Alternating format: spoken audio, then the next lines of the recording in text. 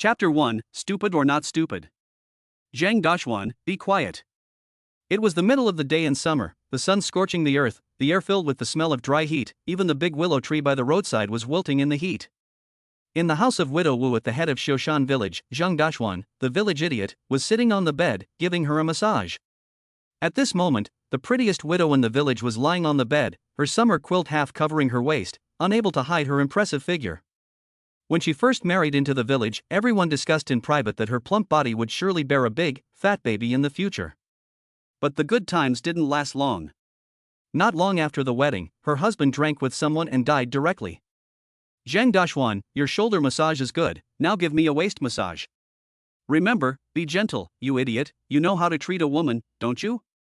At this time, the rosy-cheeked widow Wu said with a smile, full of enjoyment. Zhang Dashwan is known as an idiot in the whole village.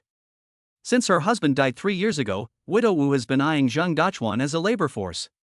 She often tricks Zhang Dashwan into coming to her house to do rough work like carrying water and moving cabinets. Recently, she has even used Zhang Dashwan as a free masseur. What Widow Wu did not notice was that the big idiot in her eyes had a wicked smile on the corner of his mouth. In fact, when he woke up this morning, Zhang Dashwan realized that he was no longer an idiot. Not only that, but in his sleep last night, a beautiful fox spirit in revealing clothing in an extremely charming manner told him that as a descendant of the Tianhu clan, he had obtained the 9 heavens fox spirit inheritance, which was a jade disc of yin and yang chaos. The fox spirit beauty told him that the current inheritance could only temporarily turn him from a fool into a normal person. To obtain the real inheritance, he needed the help of a woman. That was why when Widow Wu asked him to help with the work today, he continued to pretend to be stupid and worked all afternoon. At this moment, he was hesitating whether to let Widow Wu help, so as to repay the wages for the work she had made him do before. Widow Wu, who was enjoying a massage, felt Zhang Dashwan's sense of strength and it made her heart ripple with excitement. It had been so long since her husband passed away that she had not been touched by a man. At the tender age of 29, she had spent many sleepless nights. As she thought about this, an idea came to her. Zhang Dashwan was known as a fool in the village, and even if they did something, the villagers would never know. More importantly, Zhang Dashwan spent all day doing manual labor in the fields, and his muscles had a healthy bronze color from constant exercise. As she thought about it, Widow Wu couldn't help feeling a little scared. She glanced back at Zhang Dashwan, who was vigorously massaging her, and bit her red lips lightly, feeling more and more that the idea was feasible. As if it was too hot, she naturally lifted the quilt to reveal her 2 slender, fair legs. Then she looked at Zhang Dashwan and said, "Silly Dashwan, my legs are a little sore, could you massage them for me?" Upon hearing this, Zhang Dashwan couldn't help but widen his eyes and stare at the scene in front of him. Originally, Widow Wu's summer quilt could still cover most of her body, but now, only one corner of the quilt was covering her. Just then, footsteps suddenly came from the door, followed by an unpleasant voice. "Sister-in-law Runyuan, are you home? Open the door." Wu Runyuan, that was Widow Wu's name. Zhang Dashwan recognized the voice immediately as that of Wang Tiebiao, the notorious bully in the area. He was a big man, and he had even been in prison for fighting, so he was notorious even in the county town. No one in the entire village of Shoshan would dare provoke Wang Tiebiao. Hearing Wang Tiebiao's voice, Widow Wu's face changed, and she hurriedly looked at Zhang Dashwan and said, "Quick, you hurry and find somewhere to hide." Wang Tiebiao and her husband were once drinking buddies. Since her husband passed away, he has been pestering her from time to time. Recently, his advances have intensified. If he sees her with the idiot Zhang Dashwan, there will be no telling what will happen. More importantly, if Wang Tiebiao has his way, the idiot will definitely be beaten up. Upon hearing what the Widow Wu said, Zhang Dashwan immediately dove under the quilt and hid. The Widow Wu was dumbfounded when she saw this. This idiot, why hide inside the quilt? What if Wang Tiebiao sees this? But for the moment, she couldn't care less and had to feign weakness and whisper, "It's brother Tiebiao, what do you want?" Upon hearing this, Wang Tiebiao immediately said, "Sister-in-law Runyuan, you open the door first, I'll come in and talk." Zhang Dashwan, who felt it, knew that she absolutely must not open the door. She immediately replied, "Brother Biao, I've already taken a nap, so it's inconvenient to open the door. Let's talk about it tomorrow." In the quilt, Zhang Dashwan opened his eyes wide, breathing rapidly as he watched the scene in front of him. He felt like he was about to get a nosebleed. He thought about how Widow Wu had made him do so much work without giving him anything in return. he felt a little upset. In that case, he might as well get his hands dirty and be paid a little. Widow Wu, who was talking to Wang Tiabiao, was taken aback. She said with some shame and anger, "Silly Dashuan, what are you doing?" Hearing her voice, Wang Tiabiao outside the door hurriedly asked, "Sister-in-law Runyuan, what did you say?" Hearing this, Widow Wu hurriedly replied, "No, nothing." Outside the door, Wang Tiabiao heard the voice of Widow Wu and was aroused, scratching his head. He had been chasing after Widow Wu for almost 2 months and had never seen any results. But from the sound of Widow Wu's voice today, it seemed that there was a chance. At this moment, it seemed that Widow Wu had thought of something, and she hurriedly explained to Wang Tiabiao, "Brother Tiabiao, my sister-in-law has a terrible fever today, and she has just taken some fever-reducing medicine, so she can't talk to you. Come back some other time, and my sister-in-law will definitely treat you well." On hearing this, Wang Tiabiao's interest was piqued. "Sister-in-law Runyuan, you'd better tell me, how are you going to treat me?" Seeing this, Widow Wu had to reassure him. "Brother Tiabiao, my sister-in-law knows how you feel. How about this, when you get better, come back and see me, I promise you." Hearing this promise from Widow Wu, Wang Tiabiao outside the door excitedly nodded and replied, "Okay, sister-in-law, then you get well, I'll go first. I'll come back to see you in a couple of days." In his bed, Zhang Dachuan couldn't help but burn with jealousy as he listened to Widow Wu flirting with Wang Tiabiao outside. He had done all the hard work for Widow Wu, and got nothing in return. Long before Wang Tiabiao, there had been rumors in the village about Wu Widow and the village chief. Privately, everyone in the village said that Wu Widow would do anything as long as the money was right. If Wang Tiabiao and the village chief could do it, why couldn't he? Chapter 2, The Fox Spirit Inheritance. Hearing Wang Tiabiao's footsteps leave, Wu's widow let out a sigh of relief. Luckily, she hadn't been discovered. But at that moment, her face was full of disbelief. Then, she exclaimed in shock, "Zhang Dashuan, have you gone mad?" Hearing her voice, Wang Tiabiao, who was about to leave, immediately paused. Then, he quickly reacted, his face full of anger, and turned around and walked back. "Zhang Dachuan? That idiot is in your house? Wu Runyuan, you slut, you dare to steal my man?" Widow Wu quickly explained, holding back her emotions. "Brother Biao, you heard it wrong, there is no Zhang Dachuan." At this moment, Wang Tiabiao didn't believe her anymore, and walked directly to the door, kicking the wooden door. Clang! Wang Tiabiao was already a big man, standing at over 1.8 meters tall, and with this kick, the old wooden door was overwhelmed and kicked open. When she saw the door kicked open, Widow Wu quickly pressed down on the quilt. She knew that once Wang Tiabiao saw what was in the quilt, she and Zhang Dachuan would be dead. Facing the angry Wang Tiabiao, she hurriedly pretended to be calm and said, "Brother Biao, what are you doing?" At that moment, Wang Tiabiao noticed the unusual appearance of the quilt. How could Widow Wu, alone, hold up such a large quilt? Thinking about this, he reached out directly and pulled towards the quilt. Widow Wu tried to stop him, but how could she, a woman, hold back Wang Tiabiao? She only felt the summer quilt on her body become lighter, and then everything inside the quilt was seen by Wang Tiabiao. Wang Tiabiao looked at Zhang Dachuan, who was lying on the back of Widow Wu, and his eyes suddenly turned red. His face was full of anger. "You bitch, you've been hanging out with me for so long, and now you're sleeping with a fool behind my back. Are you fucking playing with me?" Over the past year, he has gone to great lengths to get this piece of fat, Widow Wu, and now he is about to succeed, only to be outmaneuvered by a fool. How can he not be angry? Widow Wu was shocked by the furious Wang Tiabiao. She hurriedly said, "Let me explain."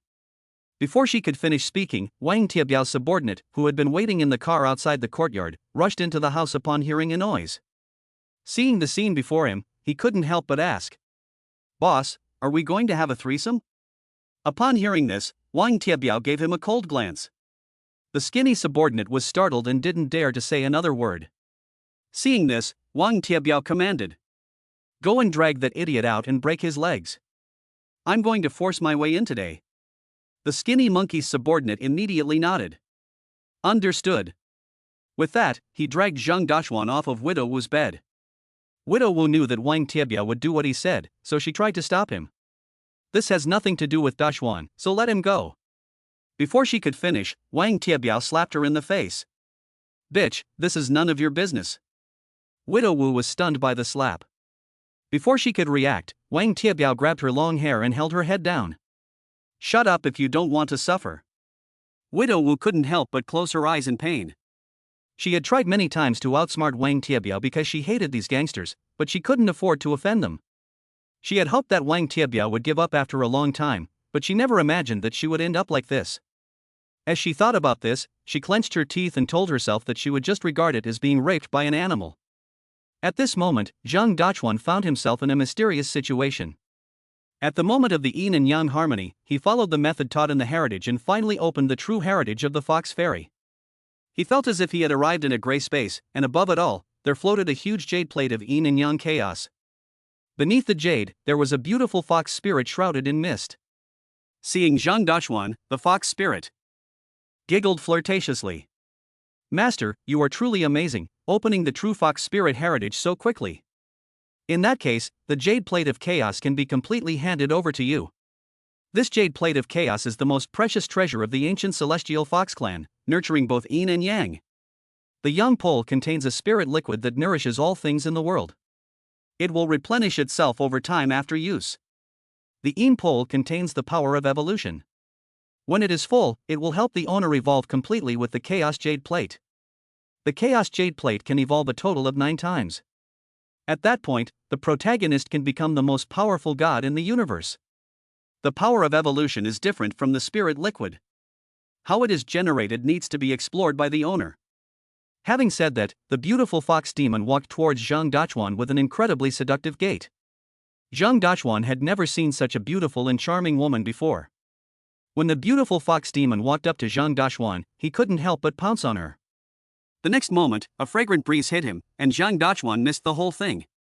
At the same time, the beautiful fox demon reappeared in front of Zhang Dachuan, and she smiled charmingly. My lord, don't be so impatient.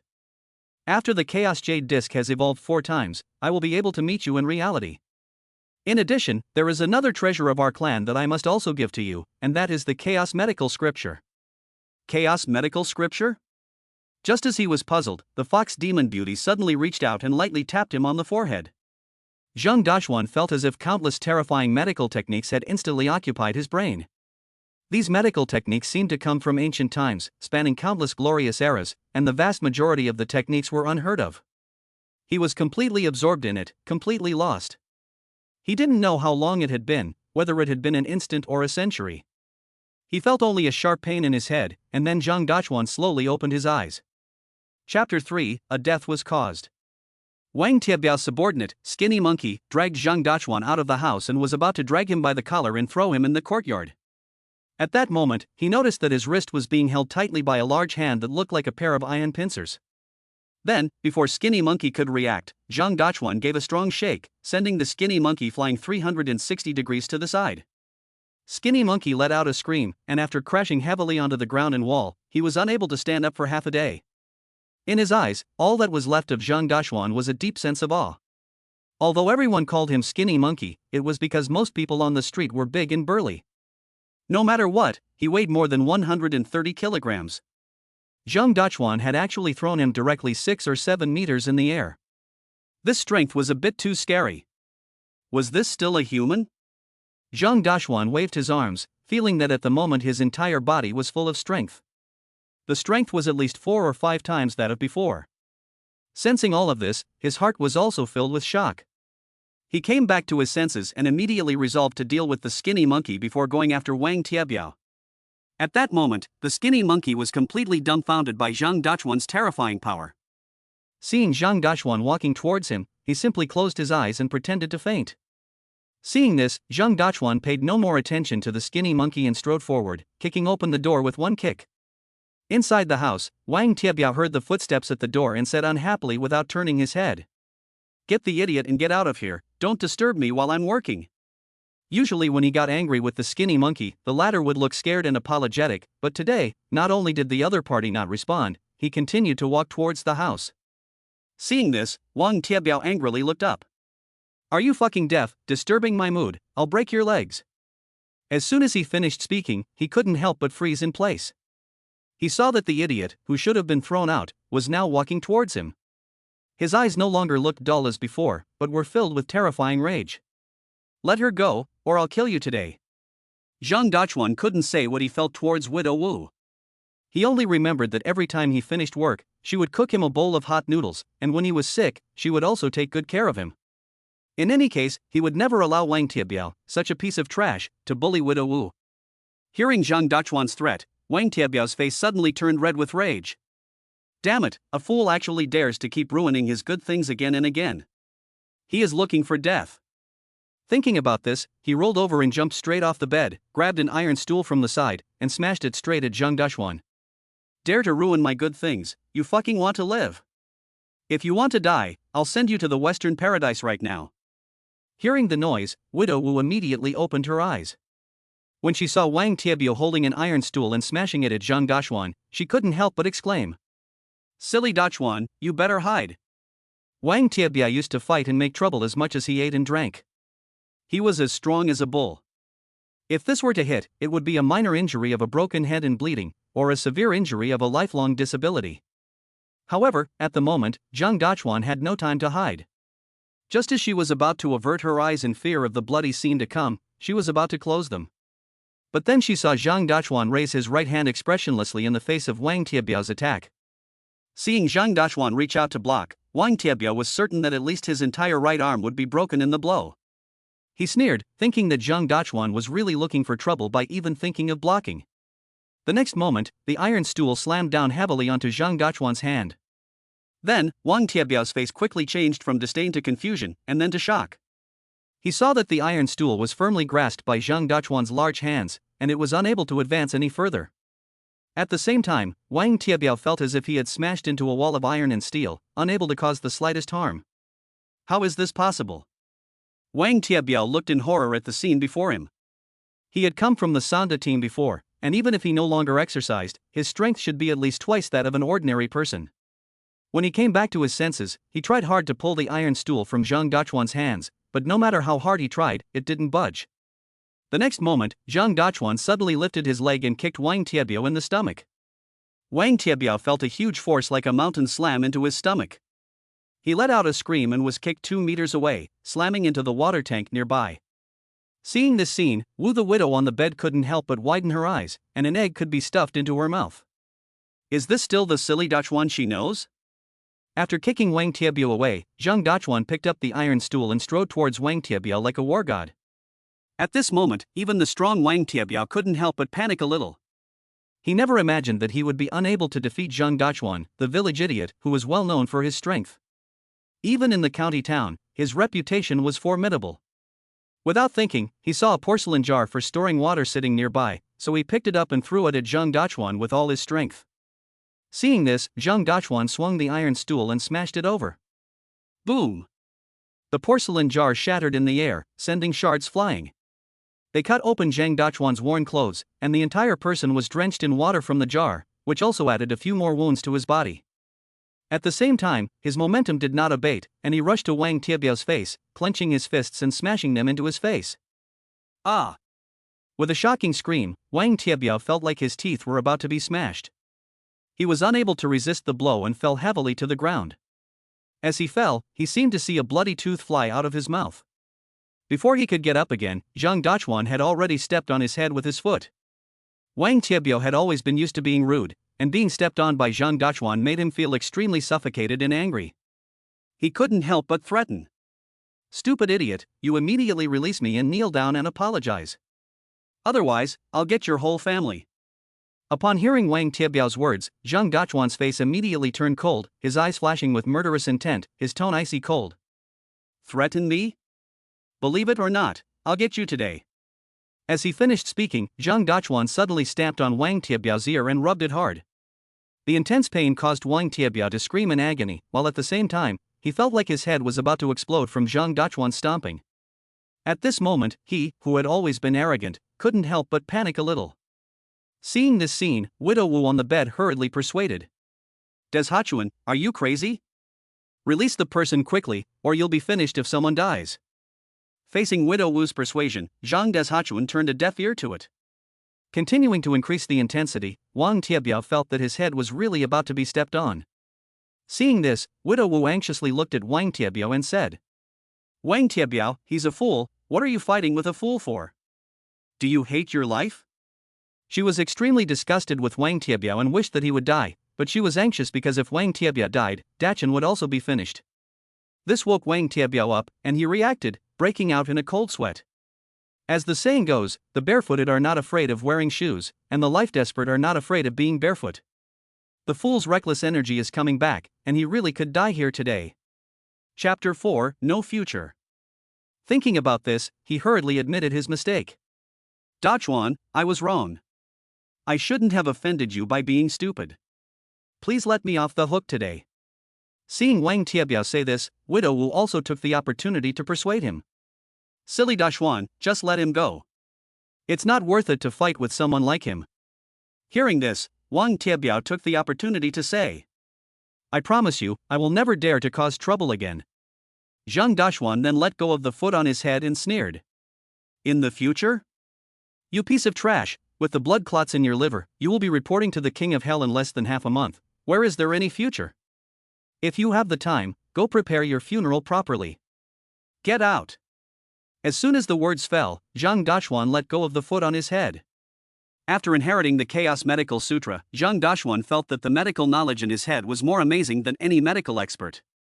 He could tell at a glance that Wang Tiebiao's liver had a serious problem. In half a month at most, the accumulated blood stasis would enter the liver and he would definitely die of a sudden illness. Because of this, he didn't bother arguing with Wang Tiebiao. Seeing this, Wang Tiebiao hurriedly stood up.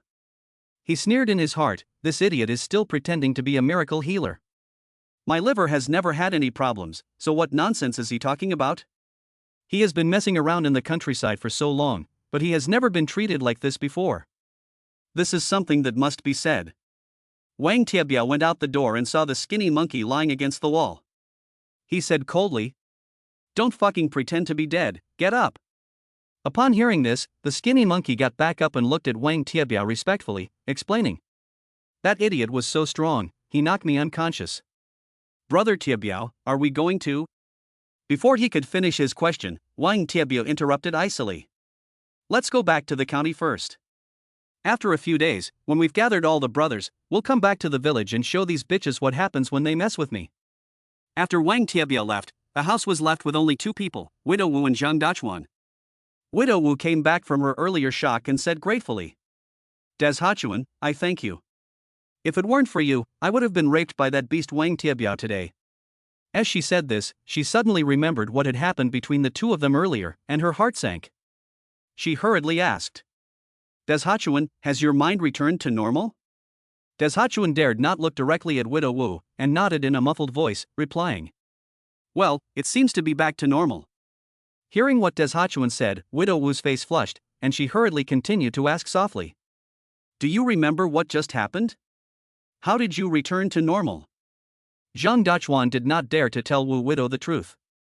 After all, he had been too reckless in the matter between the two of them. He could only lie and say, I can't remember much either. I just remember playing some kind of fun game, and then my mind returned to normal. Upon hearing this, Wu Widow stared at Zhang Dachuan intently, trying to determine whether he was lying. Zhang Dachuan felt a little flustered by the stare and hurriedly continued. My mind is still confused, and I feel that it is getting better and worse. Just then, perhaps because of the fight with Wang Tiebiao just now, the elastic on Zhang Dachuan's pants suddenly broke apart, and then the entire pair of pants fell off. Seeing this, Widow Wu was dumbfounded, and she couldn't help covering her mouth, her face turning red as she said. Zhang Dachuan was also shocked by this sudden turn of events, but for now, since something had already happened, he might as well play dumb and muddle through, otherwise if he continued to stay here, he would definitely give himself away. He let out his trademark silly laugh and giggled. Hey, horse, go go. Widow Wu knew that Zhang Dachuan had been hit on the head, and even if he had miraculously recovered, he could never be like a normal person. Seeing this, she thought that Zhang Dachuan had reverted to being a fool, and hurriedly turned her head to help him put his pants back on. After doing all this, Widow Wu finally gradually calmed down and slowly calmed down. She looked at Zhang Dachuan and said seriously, Dachuan, I don't care if you're really stupid or not. What you did was wrong, do you understand? Zhang Dachuan nodded slowly and admitted his fault. I was wrong. Looking at Zhang Dachuan's childlike expression as he admitted his mistake, Widow Wu couldn't help but feel emotional.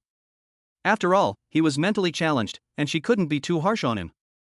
At that moment, she couldn't help but think of just now, and a blush appeared on her face once again. She whispered, "If you really want to play, it has to be me playing with you, okay?" After she finished speaking, Widow Wu felt her cheeks burn with an astonishing heat. Upon hearing this, Zhang Dachuan was taken aback, and immediately understood what Widow Wu was thinking. He quickly pretended to be silly and nodded vigorously. Yes, yes. Looking at his silly appearance, Widow Wu felt a myriad of emotions. Over the past few years, Dachin had helped her with countless menial tasks, both at home and in the fields. During the time her husband had been away, he had suffered and toiled to support the family. If Dachin had no problem with his brain, then she could follow him and live a good life together in the future. But he is a fool. After coming back to her senses, Widow Wu couldn't help but let out a heavy sigh, looked at Zhang Dachuan and waved her hand, saying, "You can go back."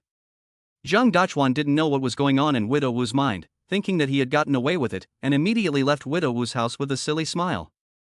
After making sure that he had become a normal person, Zhang Dachuan wanted to share the good news with his family as soon as possible. Thinking about this, he couldn't help but walk quickly towards his courtyard with an excited pace. Chapter 5, Healing. Zhang Dachuan's home was at the back of the village, consisting of just 4 tiled rooms, a dilapidated courtyard, and 3 old willow trees outside. He had no memories of his parents, except that they had both died in a car accident when he was 2 years old. He had been raised by his grandmother alone. A year ago, his grandmother had died of illness, and his distant cousin Zhang Shutao, who lived in the same village, had volunteered to take care of Zhang Dachuan. Everyone in the village knew that Zhang Shutao was a degenerate gambler. Given his character, naturally he took care of Zhang Dachuan out of greed for the orchard left by his grandmother. Soon, Zhang Shutao, as the only relative of Zhang Dachuan in the village, successfully obtained the orchard left by his grandmother. After obtaining it, he did not take care of Zhang Dachuan, but instead beat him up whenever he felt like it, just hoping that the idiot would hurry up and die. Later, he even used the money from selling the orchard to marry Zhang Wanhong, a gentle and virtuous daughter-in-law who made everyone in the front and back villages envious. Their marriage caused a huge stir in the village, and many people from the town and county came to admire them. Zhang Dachuan still remembers the shock he felt when he first saw his sister-in-law when they got married. It was the first time he had seen such a beautiful woman. In particular, her eyes were like autumn water, bright and moving, but full of resignation and sadness about her fate. Zhang Dachuan had originally thought that his sister-in-law would dislike him as much as Zhang Shutao did, but he had not expected that since she had married into the family, she had taken care of him in every way, just like a real sister. After getting married, Zhang Shutao continued to gamble away his money and never came home, and in less than half a year, he had lost the family house and was forced to move with his sister-in-law to the tile-roofed house where Zhang Dachuan's family lived.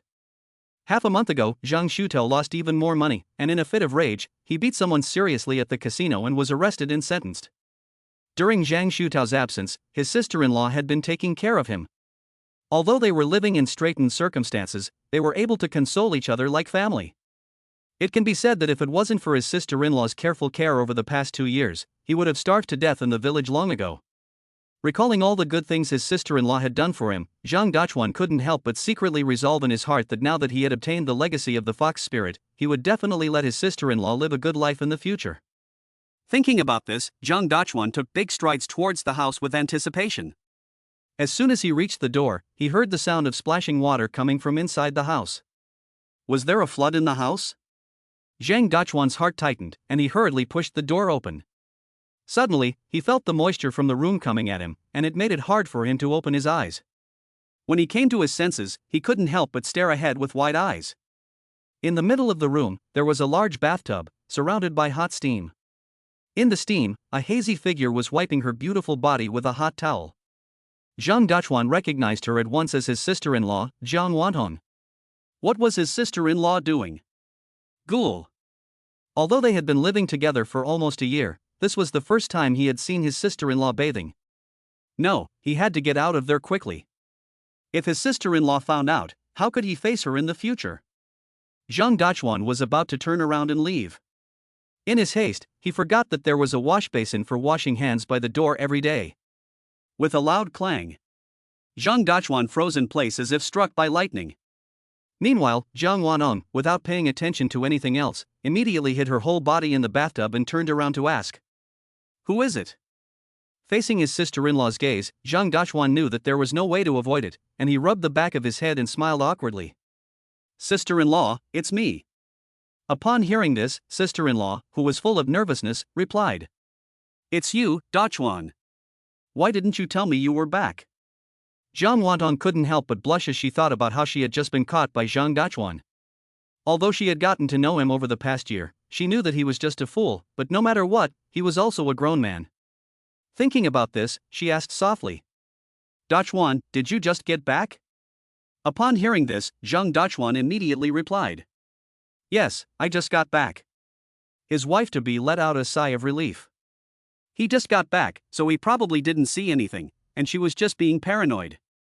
Thinking about this, she couldn't help but look at Zhang Daxuan with concern and say, "Daxuan, you must be hungry. Wait a little while, and I'll make you some noodles." Looking at his wife-to-be's concerned gaze, Zhang Daxuan felt an immense sense of shame. As he hesitated about whether to admit his fault to his wife-to-be, she blushed again and whispered, "Daxuan, go out first, let me change my clothes first." Zhang Daxuan reacted and hurriedly replied, Okay. He was about to walk out of the room when suddenly there was a sound of footsteps at the door. At the same time, an old voice came. "Wanton, are you home?" Upon hearing the voice, Zhang Daxuan and his sister-in-law in the room both changed expression drastically. The person who had come was Zhang Shutao's mother, Feng Suifan, Zhang Wantong's mother-in-law. If she sees the two of them in their current state, what will she think? In the next second, Zhang Wantong looked at Zhang Daxuan in panic and said hurriedly, "Daxuan, quickly, hide in the closet." Zhang Daxuan reacted only then, and immediately hid in the closet next to him. As soon as he entered the closet, Feng Suifan pushed the door open and walked into the room. Feng Suifan was short and had triangular eyes. She was known as a mean woman in the village. Seeing the steam and the large bathtub in the room, she was instantly displeased. "This bitch, my son just got sentenced, and she's already cleaning up so nicely. Is she planning on going out and selling herself?" Although she was thinking this, she greeted her with a smile on her face. "Yuan Tong, have you eaten yet?" The reason for her change in attitude was because she had come to Zhang Yuantong today with a plan. Upon hearing this, Zhang Yuantong smiled and replied, "Not yet, Mom. I'm just about to finish washing up and get started on dinner. If you're free, stay and eat with me later." Feng Suifan shook her head gently and said, "I've already eaten. I heard you've been having stomach problems lately, so I went to the village clinic and got some Chinese medicine from Dr. Li. I've already boiled it for you, so drink it while it's still hot and you'll be fine." Saying this, Feng Suifan took out a black medicine jar from her bosom, walked over to the coffee table, picked up a glass and poured all the black liquid in the jar into it. Then she picked up the glass and handed it to Zhang Wantong. Facing the pungent black Chinese medicine in the glass, Zhang Wantong tactfully refused, saying, "Mom, my stomach is fine now, so you don't have to worry." Her stomach problems were 3 days ago, and they've long since gone. On hearing this, Feng Suifan's face immediately turned cold. "You can't refuse a gift from an elder. I've drunk this medicine before, and it works very well. I guarantee that you won't have any more stomach problems in the future." Seeing this, Zhang Wantong didn't want to offend Feng Suifan's feelings, so she had to swallow the pungent-smelling medicine in one go, holding back the pungent smell. Seeing that Zhang Wantong had finished drinking, Feng Suifan finally beamed with satisfaction. She said slowly, "Wanton, I came to see you today for another matter." Upon hearing this, Zhang Wantong immediately replied, "Mom, just tell me what it is." Feng Suifan nodded, paused for a moment, and then revealed her true intentions. "Wanton, it's been almost a year since you married my son Su Tao. For this whole year, I've been hoping that you two would add a child to the family, but after so long, there's still no sign of it." Chapter 6, Children. Upon hearing her say this, Jiang went and hurriedly replied, "Mom, Zhang Shuto is lucky if he can be home for 5 days a month." She said this, unable to stop her face from flushing. In fact, when they first got married, even when Zhang Shutao was home, the two of them never succeeded, and later Zhang Shutao didn't even come home for an entire month. Now that Zhang Shutao has even been sentenced to prison, how could she possibly help the Zhangs have children? Upon hearing this, Feng Suifan said with a bitter face, "I don't mind you laughing at me, but I actually know everything. After you two got married, I took him to the hospital for a checkup, and the doctor said that he fell into a frozen cave as a child and was frozen to death, so he will never be able to have children in this life. After hearing this, Jiang Wantong was full of disbelief, and her face turned into endless grievances. Mom, you knew about this, so why didn't you tell me? Over the past year, Zhang Shuto had beaten him up a lot because of this, and the villagers often laughed at her behind her back, calling her an old hen that doesn't lay eggs. She had suffered countless indignities. Feng Suifen's face showed a false expression of apology. I'm sorry about this, my dear. I came here today to beg you to help the Zhang family to have an heir. Upon hearing this, Jiang Wanong, suppressing her grievances, asked, What do you mean, Mom? Feng Suifen smiled and said slowly, I discussed this with Su Tao when I visited him in prison a few days ago, and he agreed. We have decided that we want you to have a child with that idiot to carry on the Zhang family name. Jiang Wantong froze in place when she heard this. Zhang Daxuan, who was hiding in the wardrobe, felt as if he had been struck by lightning. Feng Suifen had actually come to Jiang Wantong for this reason? Outside the wardrobe, Jiang Wantong gradually came back to her senses after a long time, looking at Feng Suifen with disbelief, her voice tinged with shame. Mom, what are you talking about? Upon hearing this, Feng Suifen said calmly, Don't get excited, just listen to me. I've already thought this through. For one thing, Dachuan is an idiot, and after you have the baby, as long as you and I keep quiet, no one in the village will know, and they'll just think it's your child with Shutao. For another, although Dachuan is an idiot, he was once a university student. I've already asked, and the doctor said there's definitely nothing wrong with the genes, and it won't affect the baby. Zhang Daxuan, who was in the closet, couldn't help but appear full of anger on his face when he heard this. Once upon a time, he was the first college graduate to be accepted from Shoshan village, but because he offended someone, he became an idiot. Sister-in-law Jiang Wanong had naturally heard about Zhang Dachuan's situation as well, and knew that there was nothing wrong with Dachuan's genes, but Feng Suifen had said this, treating her like a living person. Thinking about this, a surge of anger suddenly rose from her heart, and she couldn't help but refuse. Mom, what do you take me for? A breeding machine? Ever since I married into your family, Zhang Shutao gambles every day, and in order to pay off his debts, he even sold the house. Have I ever had a single day of comfort in the Zhang family? This is obviously your son Zhang Shutao's incompetence, so why blame it on me? Facing Jiang Wantong's accusations against her son, Feng Suifen's face immediately turned cold, and she simply tore off her mask. Jiang Wantong, you'd better recognize your own identity. Once you enter the Zhang family, you will be a member of the Zhang family, whether you like it or not. We spent so much money on your marriage, so you will have this child whether you want it or not. Having said that, she added with a sneer. I have already put something in the medicine you drink. Be sensible and get this done with that idiot tonight, or I will find someone else to do it. Don't think I don't know that there are more than one person in the village who has a thing for you, and I don't believe they won't be willing to help with this. After these words, Jiang Wanong was full of disbelief. She had tolerated her mother-in-law's usual meanness, but she never imagined that she would be so vicious, and even shameless enough to drug her. At this time, Feng Suifen's voice slowed down a bit and continued. After my son was imprisoned, I also knew that this poor mountain valley couldn't hold you, the golden peacock. I promise you, as long as you leave a descendant for our Zhang family, I will let you go. After listening to what her mother-in-law said, Jiang Wanong was full of despair. She knew that Feng Suifen was right. In the poor mountain village of Shoshan, which was surrounded by mountains on all sides, the village was full of Feng Suifen's acquaintances. There was no way she could escape. Facing Feng Suifen's old face, she felt nothing but disgust. Coupled with the fact that she felt the effects of the drug she had just drunk gradually taking effect. In order not to show her unease in front of the other party, and to make Feng Suifen leave as soon as possible, she gritted her teeth and said, Okay, I promise. Seeing this, Feng Suifen sneered. You're smart. Then, with a smile of success on her face, she walked out of the house. In fact, she wanted Jiang Wanong to bear her son not only to leave a descendant for the Zhang family. More importantly, she wanted to use the child to tie Jiang Wanong down. Before, when her son was still alive, she still had to worry that Jiang Wanong couldn't stand the life at home and would run away. Now that her son is in prison, Jiang Wanong could run away at any time. Although she could tell the villagers to keep an eye on Jiang Wantong, who could guarantee that the villagers wouldn't have evil thoughts? Since Zhang Shutao's imprisonment, more and more villagers have had designs on Jiang Wantong. In this situation, even if Jiang Wanong cannot escape from the village, as long as she finds another family in the village to be her husband's family, the Zhang family will lose both the wife and the soldiers. And if she has a child with Dachin, she only needs to wait for her son to be released from prison and then kick Dachan out. Thinking about this, when she went out, Feng Suifan took advantage of the fact that Jiang Wanong was not paying attention and directly locked the door. Next, she only needs to find Dachan and send him in, and everything will be fine. After Feng Suifan left, Jiang Wanong felt her face burning fiercely, as if it were on fire. She knew that it was starting. Realizing this, a trace of panic immediately appeared on her face. She had just said that she would agree to Feng Suifan's request in order to quickly trick the other person into leaving. What her mother-in-law had said was too shocking to her.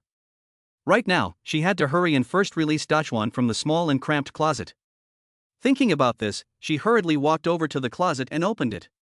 In the closet, she saw Zhang Dachuan huddled into a ball, surrounded by all of his clothes. On top of his head were several pieces of intimate apparel that she had carefully selected at the mall. Seeing this scene, Jiang Wanong couldn't help blushing. Coming back to her senses, she hurriedly looked at Zhang Dachuan and said, "Dachuan, come out quickly, it's suffocating in there." Upon hearing this, Zhang Dachuan giggled foolishly. It's fun, hide and seek is really fun. At the moment, he didn't know how to face his sister-in-law, so he had to continue to act dumb. After saying that, Zhang Dachuan hid his hand, which had just wiped the nosebleed, behind his back, and walked out of the closet, standing in front of Jiang Wanong. For a moment, Jiang Wanong felt only a masculine aura coming at her, and she blushed all over, pondering her thoughts while gently surveying the situation. Zhang Dachuan was almost 1.8 meters tall, with a handsome appearance. Coupled with years of working in the fields, he had a straight and sturdy figure, and was quite handsome compared to the average person. Over the past year, she had spent every waking moment with Dachuan and had long since become familiar with each other. In a poor mountain valley where people's hearts were complicated and they were calculating in every way, she had a few good feelings towards Zhang Dachuan, a simple and capable fool. Jiang Wanong knew very well that her mother-in-law was a person who kept her word. Since she had to give birth to a child, Dachuan was undoubtedly her best choice. If she missed today, she was afraid that she would find it difficult to face this matter again in the future. Thinking about this, her face flushed, and her eyes, full of springtime, looked at Zhang Dachuan. She opened her red lips and said, "Dachuan, do you want to?" Chapter 7: The Future. Zhang Dachuan looked at the charming Jiang Wanong in front of him, and he felt like his heart had never beat so fast. Jiang Wanong was tall, with long hair that fell over her shoulders, and her appearance was simply stunning. At the moment, she had just finished taking a shower, and the moisture in the air had not yet dispersed. Plus, the two of them were very close together, so Zhang Dachuan could only feel the fragrance of her freshly showered body blowing in his face. For a moment, the beautiful figure he had seen taking a shower when he first entered the room could not help but appear in his mind. He had originally just wanted to play dumb and get out of the house quickly to prevent any awkwardness between the two of them. But now, he was a little hesitant. Just as he hesitated, Jiang Wanong had mustered up the courage to come closer to him, gently embraced him, and spoke slowly as if confiding in him. "Dachuan, I'm actually very grateful to you. In the past, I also had many sweet fantasies about marriage. I didn't care if the man was rich or not, if he was tall and handsome. I just hoped that my future husband would be a down-to-earth and reliable person. Even if life was poor and hard, as long as the two of us were united and supported each other, we could always get by. But I never thought I would meet someone like Zhang Shutao." After a pause, she continued in a gentle tone. "You don't know, over the past year, the happiest time for me was when Zhang Shutao wasn't home and we spent time together. Dachuan, you may be a bit silly, but you are down to earth and willing to work hard, and you are dedicated to your work. If we can live a good life together, we will definitely be able to live a prosperous life. So, tonight, I am willing." Upon hearing Jiang Wantong's words, he hesitated no more. He knew very well that it took a lot of courage for her to say those words, and if he backed out now, would he still be a man? Jiang Wanong knew that the most important moment of her life was about to come. At that moment, she couldn't help but think of all the things she had experienced along the way. She had done well in school and had hoped to go to university and become the kind of woman she had dreamed of, someone who had a good life. But reality had dealt her a heavy blow. She was only 20 years old when she was married off to this poor mountain village. Her husband is addicted to gambling and can barely make ends meet. He was even sentenced for assault. Now she is being forced by her mother-in-law to marry Zhang Dachuan, even though she has some feelings for him. But he is just a fool after all. After all she has just said, how can a fool like him understand the bitterness in her heart? In the end, she can only succumb to her dirty fate. As she thought about this, Jiang Wantong couldn't help but shed 2 lines of tears of grievance from the corners of her eyes. Zhang Dachuan was about to take things further when he suddenly saw the tears rolling down her face. In an instant, the flame in his heart was extinguished by the cold water. He slapped himself hard, and he realized that what he was doing was no different from the despicable Zhang Shutao. "I'm sorry, I'm not a good person, I lied to you." Upon hearing the slap, Jiang Wantong opened her eyes and saw Zhang Dachuan apologizing to her. Seeing his clear eyes, Jiang Wantong seemed to understand something and said incredulously, "Dachun, you've returned to normal?" Zhang Dachun lowered his head and replied with a face full of guilt. "Well, I don't know what happened, but suddenly my mind is normal." Upon hearing this, Jiang Wantong not only did not blame him, but instead, she hugged him tightly with great joy and said, "That's great, that's great. God has an eye for justice, I'm really happy." Seeing this, Zhang Dachun felt incredibly moved inside and hugged Jiang Wantong tightly. When she came back to her senses, Jiang Wantong felt her cheeks burning with shame and couldn't help but nervously ask, "So, you heard our previous conversation?" Zhang Dachuan no longer denied it and nodded slowly. Then, gathering his courage, he looked at Jiang Wantong and said, "I'm willing to do whatever you just said. But I don't want to be so unclear about it. I want to be honest with you and live together." Facing Zhang Dachuan's burning gaze, Jiang Wantong's face was full of blushes, and she couldn't help but her heart racing. She felt a little dizzy, obviously the effect of the medicine was getting stronger and stronger. Since Zhang Dachuan had already come to his senses, she definitely could not continue talking about children in this state. She hurriedly looked at Zhang Dachuan and said, "Dachuan, you go out first, we'll talk about the rest later." Zhang Dachuan could tell that Jiang Wantong was different, and he couldn't help but speak up. "I have a way." Before he could finish speaking, Jiang Wantong eagerly interrupted. "Dachuan, you go out quickly, I'm begging you." Zhang Dachuan originally wanted to use his medical skills to help Jiang Wantong, but if he forced himself, she would only misunderstand. And even if he left, his sister-in-law would find a way. Thinking about this, Zhang Dachuan hesitated no longer and said, "I'll go first, and I'll come back for you later." After saying this, he strode towards the door. When he found that the door was locked, he smashed the lock with a punch and walked out. Chapter 8, The Amazing Peach. As he walked out of the house, Zhang Dachuan's mood gradually subsided. His sister-in-law's heartfelt confession had made him happy, but it also made him feel a heavy responsibility. If he wanted to let his sister-in-law live a good life, he had to work hard to earn money. Thinking about this, Zhang Dachuan strode over to the only source of income in the family, the Three Mu Peach Orchard. The orchard was located near the mountainside in Xioshan village. There were about 100 peach trees planted in the small orchard. Although Zhang Dachuan and his sister-in-law were diligent and took good care of the orchard. However, because it hasn't rained for more than 10 days, these peach trees are drooping and lackluster. As for the peaches that should be on the fruit trees, they are even more malnourished and only the size of a child's fist. Under these circumstances, can the family's peaches be sold? Alas, it's really difficult. Just as Zhang Dachuan sighed, he sensed a yin-yang fish about 8 centimeters in diameter glowing faintly on his chest. Is this the chaos jade plate? In the positive pole of the yin-yang fish, he saw a silky liquid flowing with his breathing, like the flow of a fairy spring. The liquid was overflowing, ready to spill out at any moment. This must be the spirit liquid, Zhang Dachuan thought to himself, looking at his yin-yang fish. The fox spirit beauty said that the spirit liquid could nourish all things in the world. I wonder if that's true. Looking at the arid peach tree in front of him, Zhang Dachuan couldn't help but reach out and try to mobilize the spirit liquid in the positive pole. The next moment, Zhang Dachuan's body began to emit a faint mist of water vapor, which was exactly what the spirit liquid had turned into. This mist quickly spread outwards, nourishing the small half of the peach trees in the orchard that were closest to Zhang Dachuan. 5 minutes later, all the water vapor had been consumed, and the peach trees that had absorbed the spirit liquid became lush and green, as if they had been given new life, desperately stretching their branches and leaves in the sunlight. It was a far cry from their previous withered state. This is amazing, Zhang Dachuan said to himself excitedly. While the elixir was still effective, Zhang Dachuan got busy again in the peach orchard. He weeded the grass, pruned the branches and leaves of the peach trees, and personally carried water to water the parched soil.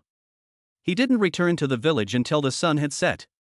When he got home, it was already completely dark, and Zhang Dachuan found Jiang Wantong's room pitch black. He called out twice, but whether his sister-in-law was asleep or something, there was no response. Seeing this, Zhang Dachuan had no choice but to go to his own room and go to sleep. Perhaps it was because the inheritance was so exhausting that Zhang Dachuan slept straight through until 2 p.m. While asleep, Zhang Dachuan had indescribable dreams. He dreamed that he was embracing Wu Runyuan on his left and his sister-in-law Jiang Wanong on his right, while the fox spirit was kneeling before him, looking charming. In his sleep, Zhang Dachuan let out a silly grin and was so happy that he took off his underpants. Jiang Wanong was busy at home early in the morning, but when it was time to eat lunch, Zhang Dachuan still hadn't woken up. Jiang Wanong called out twice, but got no response. This made Jiang Wanong worry, so she hurriedly pushed open Zhang Dachuan's door and went in. The next second, a scream resounded through the house, waking Zhang Dachuan from his pleasant dream. Zhang Dachuan turned his head and saw Jiang Wanong crouching on the ground with her hands covering her face. He immediately jumped off the bed and ran over, asking with concern, "Sister-in-law, what happened?" Jiang Wanong was startled by the noise and wanted to back away, but she tripped and fell to the ground. Unable to help it, she took her hands away from her eyes. When she saw again, she let out another scream and quickly closed her eyes. "I'm fine. Dachuan, will you please put your clothes on?" Upon hearing this, Zhang Dachuan felt a chill run down his spine. He blushed, awkwardly covering his vital parts and hiding in the corner, frantically getting dressed. "Come and eat, the food is getting cold." Jiang Wanong recovered and said to Zhang Dachuan with a strong composure. "Oh, okay." Zhang Dachuan nodded sheepishly, not daring to make eye contact with Jiang Wanong. At the dinner table, in the face of the table full of delicious food, Zhang Dachuan couldn't stop praising. "Sister-in-law, your cooking is delicious, just as good as that in a 5-star hotel." He didn't mean it as a compliment, but his sister-in-law's cooking was indeed the best he had ever tasted. Jiang Wanong was so distracted by Zhang Dachuan's earlier appearance, blushing and flustered, that she didn't hear a word he said and kept eating in small mouthfuls with her head bowed. The two of them tactfully avoided mentioning the subject of having children, and no one dared to mention the earlier awkwardness. In this atmosphere, Zhang Dachuan finished eating in a hurry, left a sentence saying "I'm going to Taoyuan," and then flew out the door. When he arrived at Taoyuan, Zhang Dachuan was pleasantly surprised to find that all the peach trees that had been treated with the elixir the previous day had undergone amazing changes. Not only had they grown lush branches and leaves, but even the small stunted peaches had suddenly become huge and succulent, very attractive. Seeing this, Zhang Dachuan couldn't help but pluck a peach and take a bite. The next second, Zhang Dachuan's eyes widened in shock as he looked at the peach in his hands. He had never tasted such delicious peaches before. The sweet and tangy peach juice filled his mouth and instantly filled every taste bud on his tongue, leaving the whole tongue feeling sweet. Not only that, but as the peach juice entered his throat, the sweetness nourished Zhang Dachuan's throat, making him feel as if he were drinking nectar, cool and comfortable, and the original feeling of thirst instantly disappeared without a trace. What shocked Zhang Dachuan even more was that after the juice entered his stomach, it turned into a magical warm current that flowed to his lungs, nourishing them and providing extreme comfort. This hairless peach, cultivated with spiritual liquid, seems to have the effect of nourishing the lungs. Soon, he confirmed through the Chaos Medical Classics that his perception was correct. Peaches that can moisten the lungs. There aren't any in the entire Mingyue County, and if you sell them in the county, they will definitely be a hit. Zhang Dachuan became excited and keenly seized a business opportunity. But just then, he realized that he didn't have the right kind of transportation at home. His family used to sell their peaches to the village chief's house, and the village chief would then contact fruit vendors to sell them. Although this was convenient, the village chief would always undercut the price. If he gave the peaches to the village chief, he would undercut the price even more, so he definitely couldn't do that. Zhang Dachuan thought about it and realized that the only people in the village with suitable transport were the village chief and Widow Wu. When Widow Wu got married, she bought a small second-hand electric tricycle, which could be used to transport the peaches. But when he thought about what happened yesterday, Zhang Dachuan didn't know how to ask Widow Wu for the tricycle. But when he thought about his family's bare walls and urgent need for money, he couldn't care less. With a hard heart, he thought, "What's there to be afraid of? Just be bold. At worst, just keep pretending to be stupid." He strode to the front of Widow Wu's courtyard, about to push the door open, when he heard a series of soft moans from inside. Chapter 9, Wu Runyuan is sick. Wu Runyuan's house. Clothed in thin clothes, Wu Runyuan lay on the bed, her pretty face pale, her teeth clenched, beads of sweat covering her forehead. She held her stomach tightly, as if suffering from great pain. In front of her, on a triangular stool, sat a middle-aged man with a thin, monkey-like figure, shaking his head. The man was Li Ming, the only village doctor in Xiushan village, sent from the county a long time ago. Everyone in Xiushan village knows that this guy is not very skilled and has no real knowledge. He can only treat minor illnesses such as colds, flu, headaches and fevers, but not other difficult and miscellaneous diseases at all. But Wu Ruyuan's lower abdomen was hurting so badly at the moment that she could not even walk. There was no one else at home, so she simply could not go to the county. She had no choice but to ask Li Ming to come over and try to cure her. Seeing Li Ming, she asked as if she had seen a straw to grab. "Dr. Li, my stomach hurts so badly. And, I can't even pee. What do you think is wrong with me?" Li Ming crossed his legs and pretended to take Wu Ruanyuan's pulse, but in the corner of his eye, he was secretly ogling the pretty widow. She was wearing a white blouse and baggy trousers. Perhaps it was because it was so hot in the summer and she had sweated so much, Li Ming even felt that he could clearly feel the widow's amazing figure under her thin clothes. Although at the moment her eyebrows were knitted in pain, the charm of the mature woman had not diminished at all, and it made village Dr. Li feel hot all over. Among all the women in the village, if you want to talk about the most voluptuous figure, it is definitely Widow Wu. Looking at the Widow Wu on the bed, village Dr. Li's eyes flashed. He had long been unable to resist the right woman, and today might be an opportunity. Thinking about this, village Dr. Li Ming withdrew his hand from Wu Ruanyuan's pulse, coughed lightly, and said to her, "My dear, this is not an ordinary stomachache, and taking painkillers alone will not help." Wu Ruanyuan endured her abdominal pain and said weakly, "Dr. Li, just tell me what to do, as long as it stops hurting, I'll take whatever medicine you give me." Li Ming was delighted and took the opportunity to say, "Actually, it's quite simple. In Chinese medicine, we have a term for your illness, excessive yin fire. As the saying goes, no yin, no life, no yang, no growth. Your yin fire has been unable to vent for a long time, gathering up and causing you unbearable abdominal pain. So, as long as we can find a way to let your yin fire vent, or balance yin and yang, then naturally the medicine will work." How could Wu Runyuan not understand what Li Ming was saying?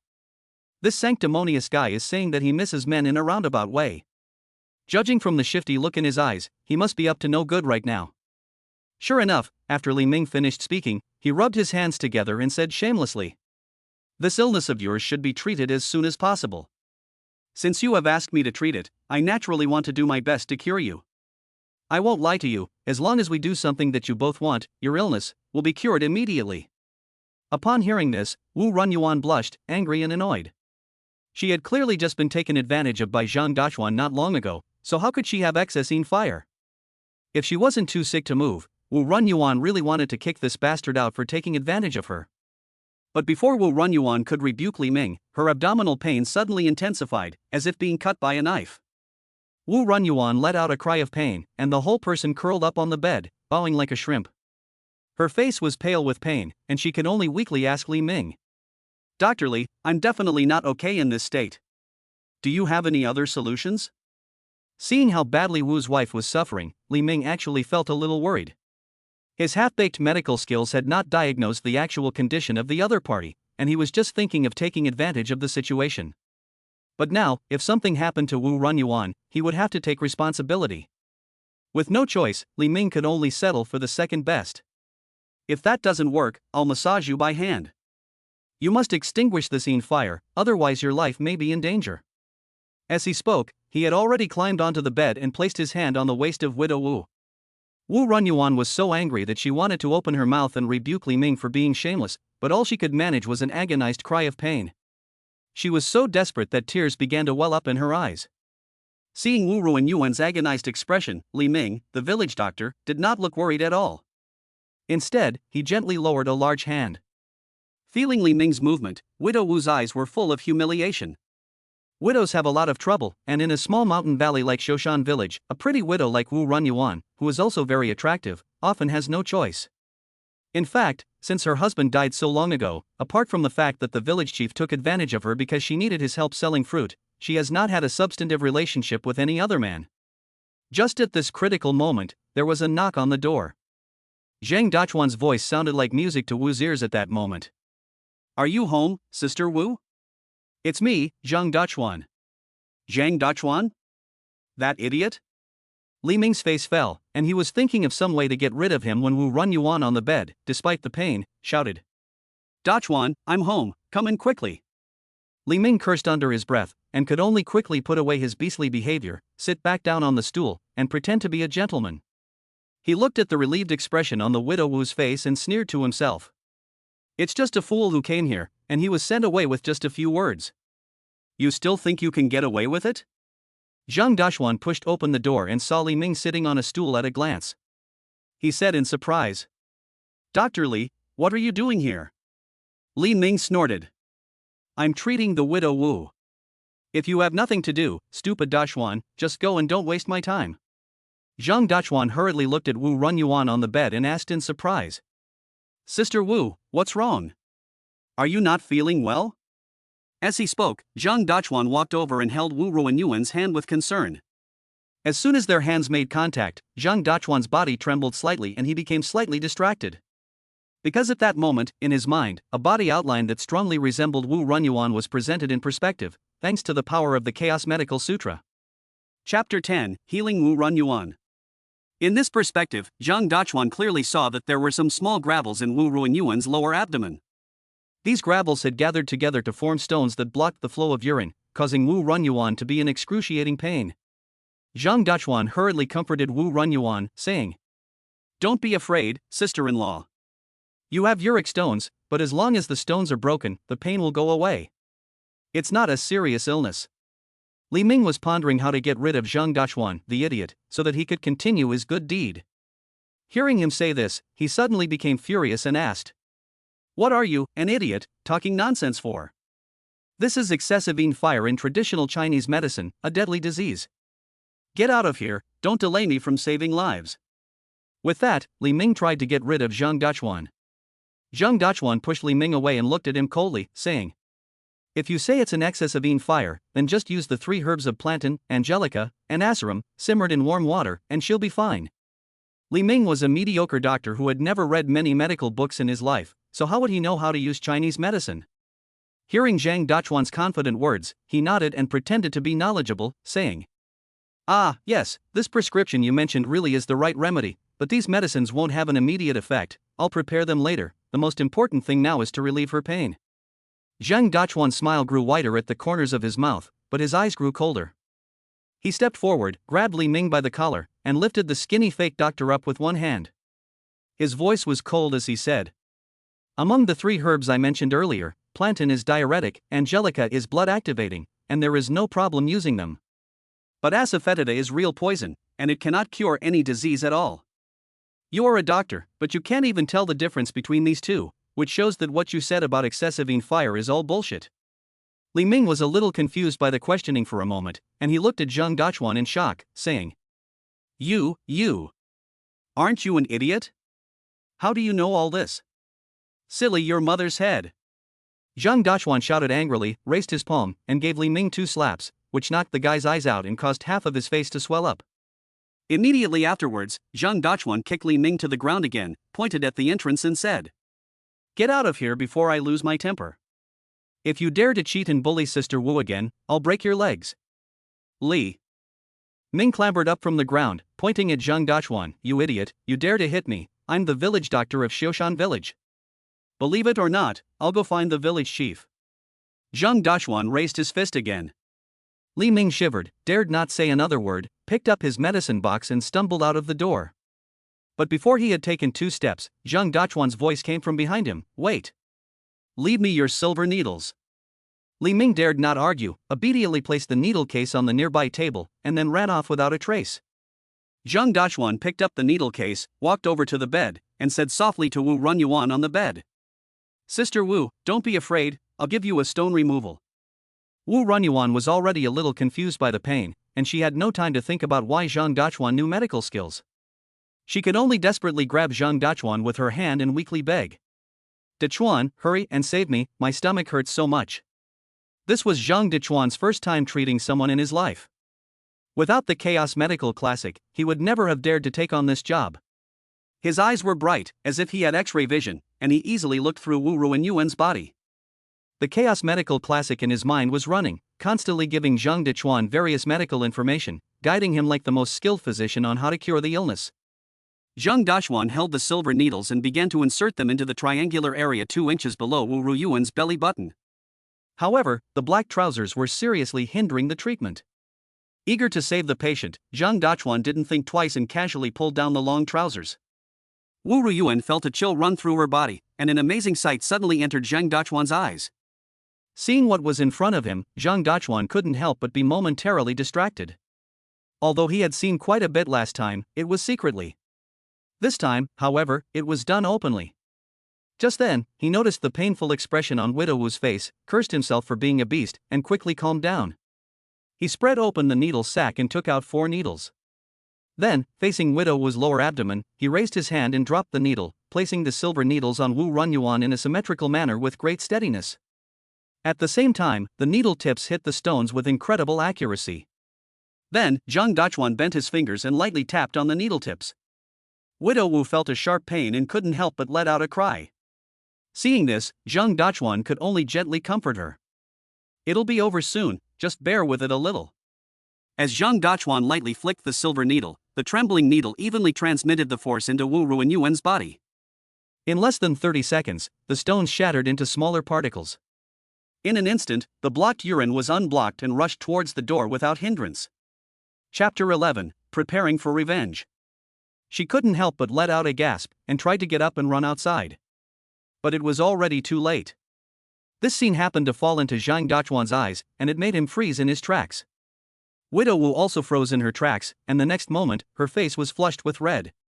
When she came back to her senses, she felt that her body no longer hurt, and she slowly pulled back from the brink of fainting. After she had fully woken up, she realized the situation the two of them were in, and suddenly let out a scream. "Zhang Dachuan, you rascal!" As soon as she finished speaking, she immediately sat up in bed, pushed Zhang Dachuan away, and stumbled towards the toilet. "It's over. Last time and this time, what is there that this guy hasn't seen?" About 5 minutes later, Wu Ruyuan returned. Zhang Dachuan sensibly faced the wall, ignoring the indecent acts. Wu Runyuan glared at Zhang Dachuan in exasperation, went over to the cupboard and found a new dress, which she put on with a rustle. At this point, she had already adjusted her emotions. Although her face was still flushed, she was no longer shy, and she asked, "Go ahead, what do you want with me in broad daylight instead of working in the fields?" Zhang Dachuan obediently answered, I want to borrow your electric tricycle."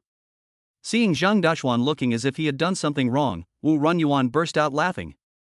"Lending you the electric tricycle? No problem. You just saved my life, otherwise I would have been in agony. I'll lend you the tricycle, or even give it to you for free." Zhang Dachuan hurriedly declined, still not daring to turn around. The more Wu Runyuan looked at him, the funnier she found him. "Last time when you were up to no good, why didn't you seem so timid?" Thinking about the last time the two of them were together, her face flushed again. She took a few steps forward, grabbed Zhang Dachuan by the shoulders and made him turn around. Her watery eyes stared into his. "Didn't you say you were still stupid? How come you're okay now?" Zhang Dachuan had already prepared an answer, so he immediately replied with a sheepish grin. "I don't know why, but sometimes I'm okay, and sometimes I'm just stupid and don't know anything. My head feels dizzy. I don't know what's going on." Wu Runyuan seemed to understand something when she saw Zhang Dachuan's flashing eyes. But she didn't expose the truth, instead she reached out and took Zhang Dachuan's hand. Her eyes were unfocused, her teeth biting her lower lip, and her voice suddenly softened as she asked with a blush. "So are you normal or stupid now? Do you still want to play games with me?" Looking at the moist eyes of Widow Wu and her flirtatious appearance, he vaguely understood what Widow Wu meant. Zhang Dachuan's face suddenly turned silly, and he laughed innocently. It's fun. Wu Runyuan felt her cheeks burn, but when she thought about the last time, she gritted her teeth and made up her mind. "Okay, I'll play with you today." When Zhang Dachuan woke up again, it was already dark outside the window, and it was late at night. The thought that he might not return home all night made Zhang Dachuan feel a little guilty. He sat up in bed, dressed quietly and got out of bed, preparing to go home. At this time, Zhang Dachuan noticed that the spirit liquid in the chaotic jade plate on his chest was still as full as ever, but the power of evolution had improved. However, this time the power of evolution had only increased a little, far less than the first time when it had increased by 1/5, and was only about 1/3 of 1/5. This made Zhang Dachuan feel a little strange. The first time, the power of evolution had increased by 1/5. And this time, it had increased less? Zhang Dachuan ran his hand along his chin, looked back at the sleeping Wu Runyuan, and muttered to himself. Could it be that the evolutionary power that the same person can provide is limited? Never mind, I'll find an opportunity to experiment and find out. When he was leaving, the voice of Wu Runyuan, who should have been asleep, suddenly came from behind. Dachuan, if you ever get stupid again in the future, remember to come to me, I'll help you get better, okay? Zhang Dachuan was ecstatic upon hearing this. I got it. He returned to his own home like a thief and was relieved to find that his sister-in-law Jiang Wantong's room light had been turned off. After eating the meal that his sister-in-law had left for him, Zhang Dachuan fell into a deep sleep. In a bar in Mingyue County, Wang Tiebiao, who had not been able to take advantage of Widow Wu, was venting his grievances. A voluptuous woman with a hot body and wearing a chipa with a wide slit was flirting with him, and from time to time she gave Wang Tiebiao a flirtatious glance. Wang Tiebiao smoked, unmoved by the attentions of his bored mistress. His mind was full of the image of Wu Runyuan and the humiliation he had suffered at the hands of Zhang Dachuan. If it weren't for that idiot, he might have gotten his way today. Wang Tiebiao turned his head and looked at the skinny monkey standing nearby, and asked, "How are the brothers gathering?" The skinny monkey replied hurriedly, "Boss, the brothers are all on their way." Wang Tiebiao nodded with satisfaction. "Good. When everyone is here, they will go with me to Xiushan village tomorrow. I must teach that Zhang Dachuan a lesson." The skinny monkey nodded and turned to leave. The thought that the woman he longed for had been taken by a fool made Wang Tiebiao furious. What's most outrageous is that idiot actually said he had a problem with his liver and was dying. Damn it, an idiot, and he thinks he's a medical genius? Son of a bitch. I don't know how healthy I am. Wang Tiebiao said, laughing with glee. But before Wang Tiebiao could be happy for 2 seconds, he suddenly screamed, covering his stomach and rolling on the sofa. He was in excruciating pain, and his face was pale and bloodless. Ah! The mistress was shocked and flustered. "Brother Biao, what's wrong with you?" The skinny monkey, who had just stepped out of the box, heard the noise and hurried back. "Get the car ready. Take the boss to the hospital quickly." The skinny monkey yelled at his subordinates. Chapter 12, A Difficult Child. The next morning, after Zhang Dachuan got up, he saw Jiang Wanong cooking in the kitchen. He greeted her as if nothing had happened. "Good morning, sister-in-law." Jiang Wanong glanced back at Zhang Dachuan and asked, "You were nowhere to be seen yesterday. Where were you?" Zhang Dachuan hurriedly said, "I was busy in the Taoyuan area all day yesterday and fell asleep without knowing it. When I woke up, it was already dark." Jiang Wanong didn't think much of it, but sighed. "It doesn't matter if we go to the peach garden or not. It's impossible to water that area, and if it doesn't rain again, I'm afraid there won't be much of a harvest this year." Zhang Dachuan decided not to tell his sister-in-law about the changes in the peach garden for the time being. He finished eating quickly, wiped his mouth, and said, "Sister-in-law, I'm going to go pick peaches in the field. In the afternoon, I plan to go to the county town to sell them." Jiang Wantong didn't take it to heart when she heard this. She knew exactly what her own peach orchard looked like. The peaches she grew were fine for herself, but no one would buy them. What's more, there weren't many customers in the now-depopulated Mingyue County. But she didn't want to dampen Zhang Dachuan's enthusiasm, so she nodded and said, "Okay, go ahead. Don't force it. If you can sell them, that's great." Zhang Dachuan nodded, went to Widow Wu's house, borrowed an electric tricycle, and then went to the peach orchard to pick peaches. Although he was confident in his peaches, it was the first time he had done business, so he was inevitably apprehensive. In the end, he only picked 2 baskets of peaches, planning to test the waters first. The road from Xiushan village to the county town was extremely rugged and difficult to travel on, and there was even a stretch of dirt road along the way. Once it rained, it was impossible to travel on it. Fortunately, the weather had been sunny recently, and it took Zhang Dachuan more than an hour to reach Mingyue County on his old tricycle. It was already past 10 a.m., and Zhang Dachuan rode straight to the entrance of the county hospital. This is considered the place with the most stable flow of people in the entire Mingyue County, and people coming in and out of the hospital also have a need to buy fruit, so there is a large gathering of fruit vendors. Zhang Dachuan's appearance did not originally attract the attention of the others.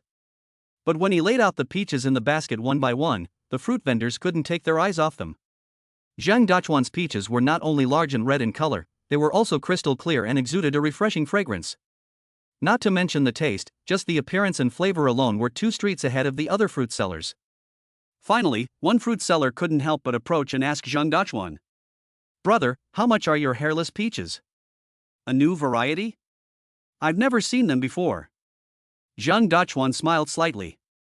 "It is indeed a new variety. I'm selling it for the first time today, so it's not expensive, 41 caddies." As soon as the words fell, the expressions on the faces of all the fruit merchants became incredibly interesting. "How much? 41 caddies?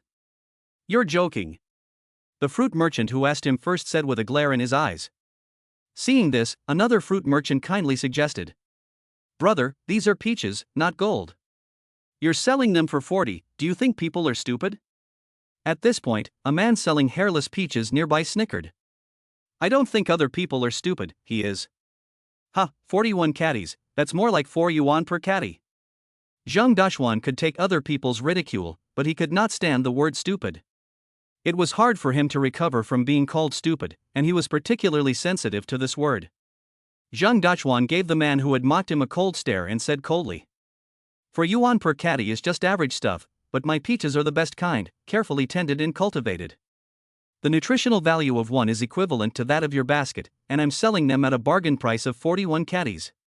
The hawker with the triangle eyes became furious, and stood up with a glare in his eyes. "Who are you calling a fool?" Zhang Dachuan laughed. "I'm not calling anyone a fool, so why are you taking it personally?"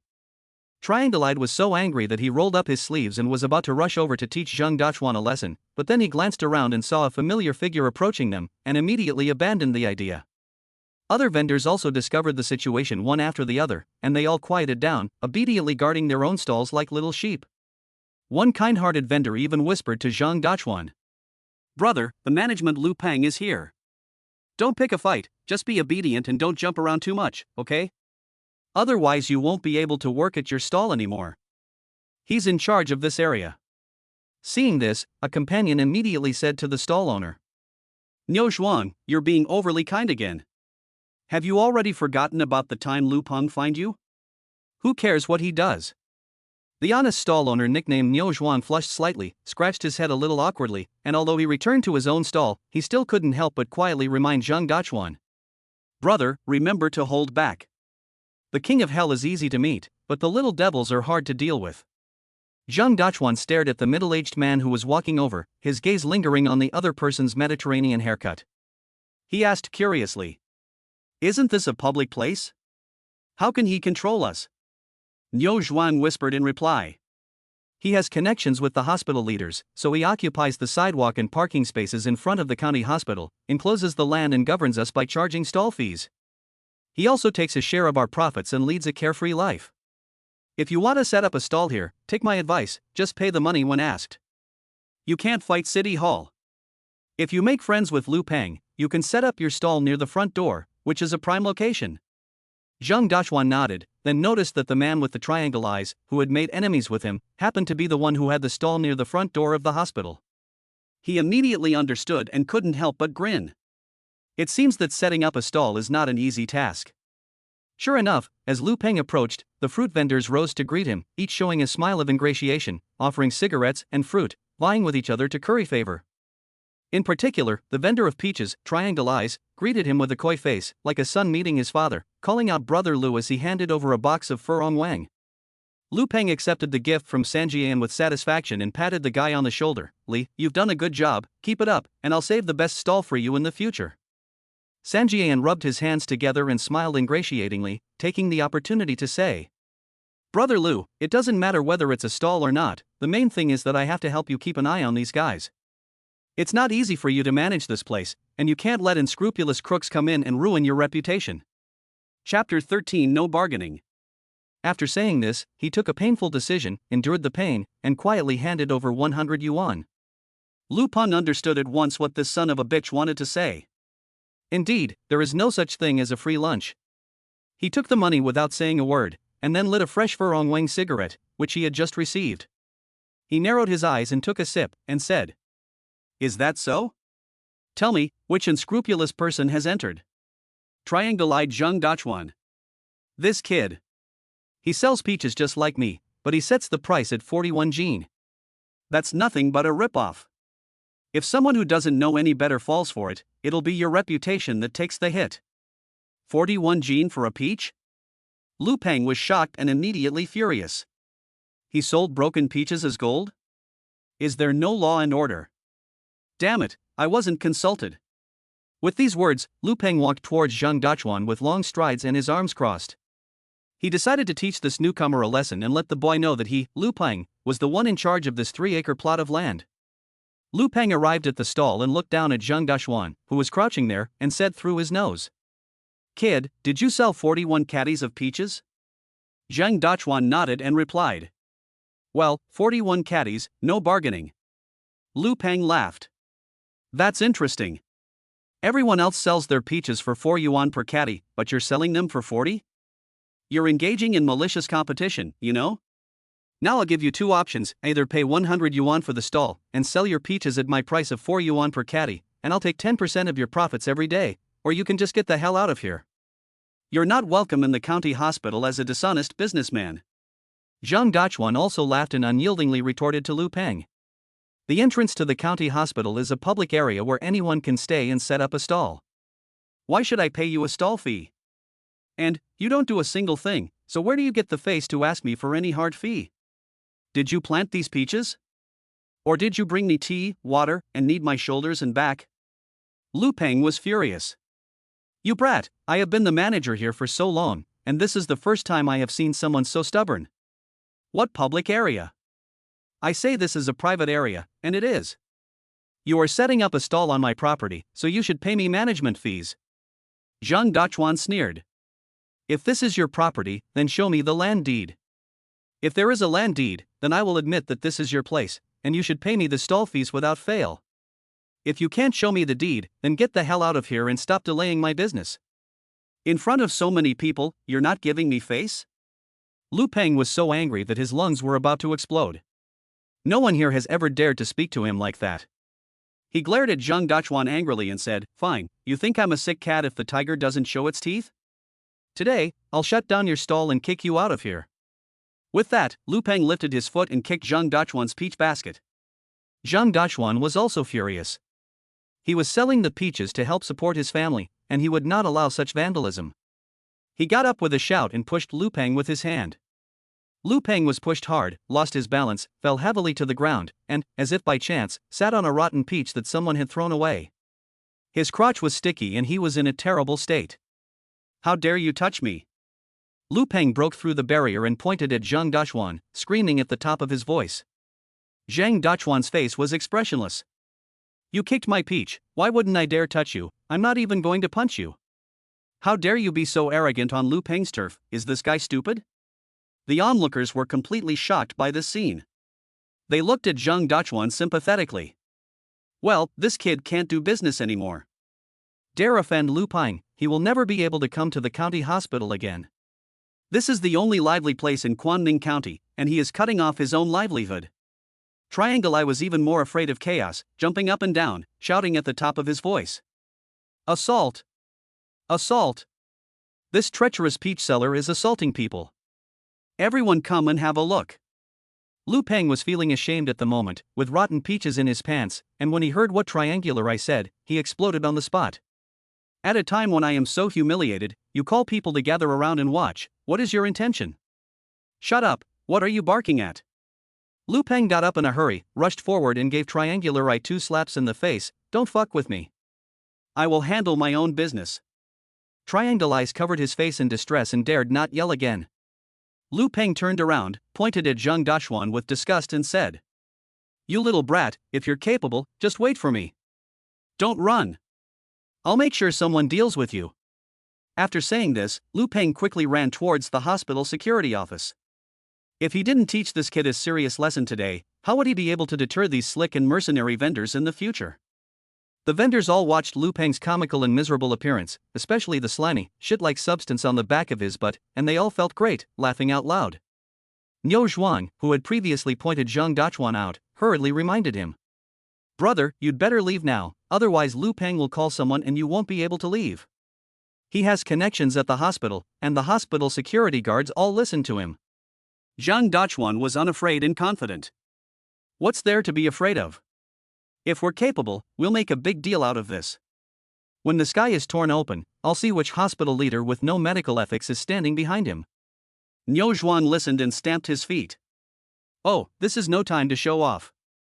Everyone has had a time when they needed medical treatment for a headache or a cold. If you offend him now, there are plenty of ways for people to get to you when you come to the hospital for treatment in the future. Zhang Duchuan laughed, and with the Chaos Medical Sutra in his hands, he was now a divine doctor himself. See a doctor? I can see for myself, why would I need a doctor here? Niu Zhuan was about to persuade him again when he turned his head and saw Lu Peng coming angrily with 4 or 5 security guards. He immediately shrunk his neck and walked away quickly. The door opened and a beautiful woman with an impressive figure, noble temperament, and a touch of languid charm got out of the car. The beautiful woman looked to be in her early 30s, with extremely beautiful features. There was a faint air of detachment and coldness in her expression, giving off a high and mighty vibe that kept people at a distance. But it was precisely this aloofness that made every man who saw her want to conquer her from the bottom of their hearts. The beautiful woman closed the car door, holding a small sachet in one hand and a slender lady's cigarette in the other, and slowly walked towards the crowd. The fruit vendors immediately became excited upon seeing this. They cleaned up their stalls one after the other, displaying the best and most popular fruits. From a distance, they greeted the beautiful woman. Good afternoon, Boss Su. What can I get you? Fresh rock sugar tangerines are sweet and delicious. You can try them if you don't believe me. Zhang Duchuan looked at the vendors, wondering why such a woman could make them so excited. He couldn't help but ask Niu Zhuan, who had kindly warned him earlier. Big brother, what's going on? Even if the other person can buy a lot, how much fruit can one person buy with one car? You guys are lowering your profile so much, it's not necessary, right? Chapter 14, The Beautiful Boss. Niu Zhuan gave Zhang Duchuan a look. Brother, you really are a complete novice who knows nothing. You don't even know Su Yunsu, the owner of Qifeng Fruit and Vegetable Supermarket in Ningyi County. What are you selling hairless peaches for? Her Qifeng Fruit and Vegetable is a major consumer of fruit and can rank among the top 3 in Ningyi County. You sell peaches, so don't try to curry favor with her. You can't expect to sell the few melons and dates on the street, and you'll never sell anything. She has a habit of coming here every day to pick out some fruit to order. The person chosen can supply her Qifeng Fruit and Vegetable Supermarket directly the next day. Not only does she pay promptly, she doesn't bargain, but she's also our biggest fruit buyer. Zhang Duchuan finally understood, and immediately changed his face, imitating the others and shouting from afar. Boss Su, the latest variety of hairless peaches is full of nutrients and has amazing effects, come and have a look. Lu Peng had originally brought people with him and was furious, wanting to settle scores with Zhang Duchuan. Now, however, he saw the beautiful woman Su Yun appear, and his eyes immediately lit up. He immediately decided to please the beauty before going to trouble with Zhang Duchuan. Lu Peng jumped 2 or 3 steps to Su Yun's front, with a face full of flattery, and held out his hand. Boss Su, what a coincidence, we meet again, it seems we really are destined to be together. Facing Lu Peng, the beautiful woman Su Yun was slightly taken aback, and then a flash of disgust passed through her eyes, but she still politely shook hands with the other person. Hello. Lu Peng took the opportunity to firmly stroke the back of Su Yun's hand. The touch was soft and boneless, smooth as milk, and if he could stroke it every day, it would be wonderful. Unfortunately, this woman is an unyielding beauty, and since she is also rich, there are many ways he cannot use. He can only rely on the ancient adage that a virtuous woman fears a persistent lover, and doggedly badger her. Facing Lu Peng's blatant oil gouging, a flash of disgust flashed in Su Yun's eyes, and she withdrew her hand without saying a word. This greasy man's intentions towards her are as clear as day, and everyone knows it. In normal times, Su Yun would simply ignore such people. However, the fruit stall at the entrance to the county hospital is an important source of supply for Su Yun's fruit and vegetable supermarket, and the other party is in charge of this place. If she falls out with Lu Peng, it will greatly affect her business. With no choice, Su Yun can only endure the nausea. Every time she deals with this guy, she is still inevitably groped by Lu Peng. Lu Peng led Su Yun to the fruit stalls and pointed to the dazzling array of fruit, introducing it. Boss Su is here to pick fruit, right? Come, let me introduce you to some good sellers. I guarantee to arrange the supply for you as long as you like it, and I can even get you a 10% discount. Su Yun frowned. No need, I have my own criteria for bargaining, so don't worry. The vendors let out a sigh of relief when they heard this, and at the same time cursed Lu Peng in their hearts. This bastard has fucking lowered the prices again. Using their profits to please women is disgusting.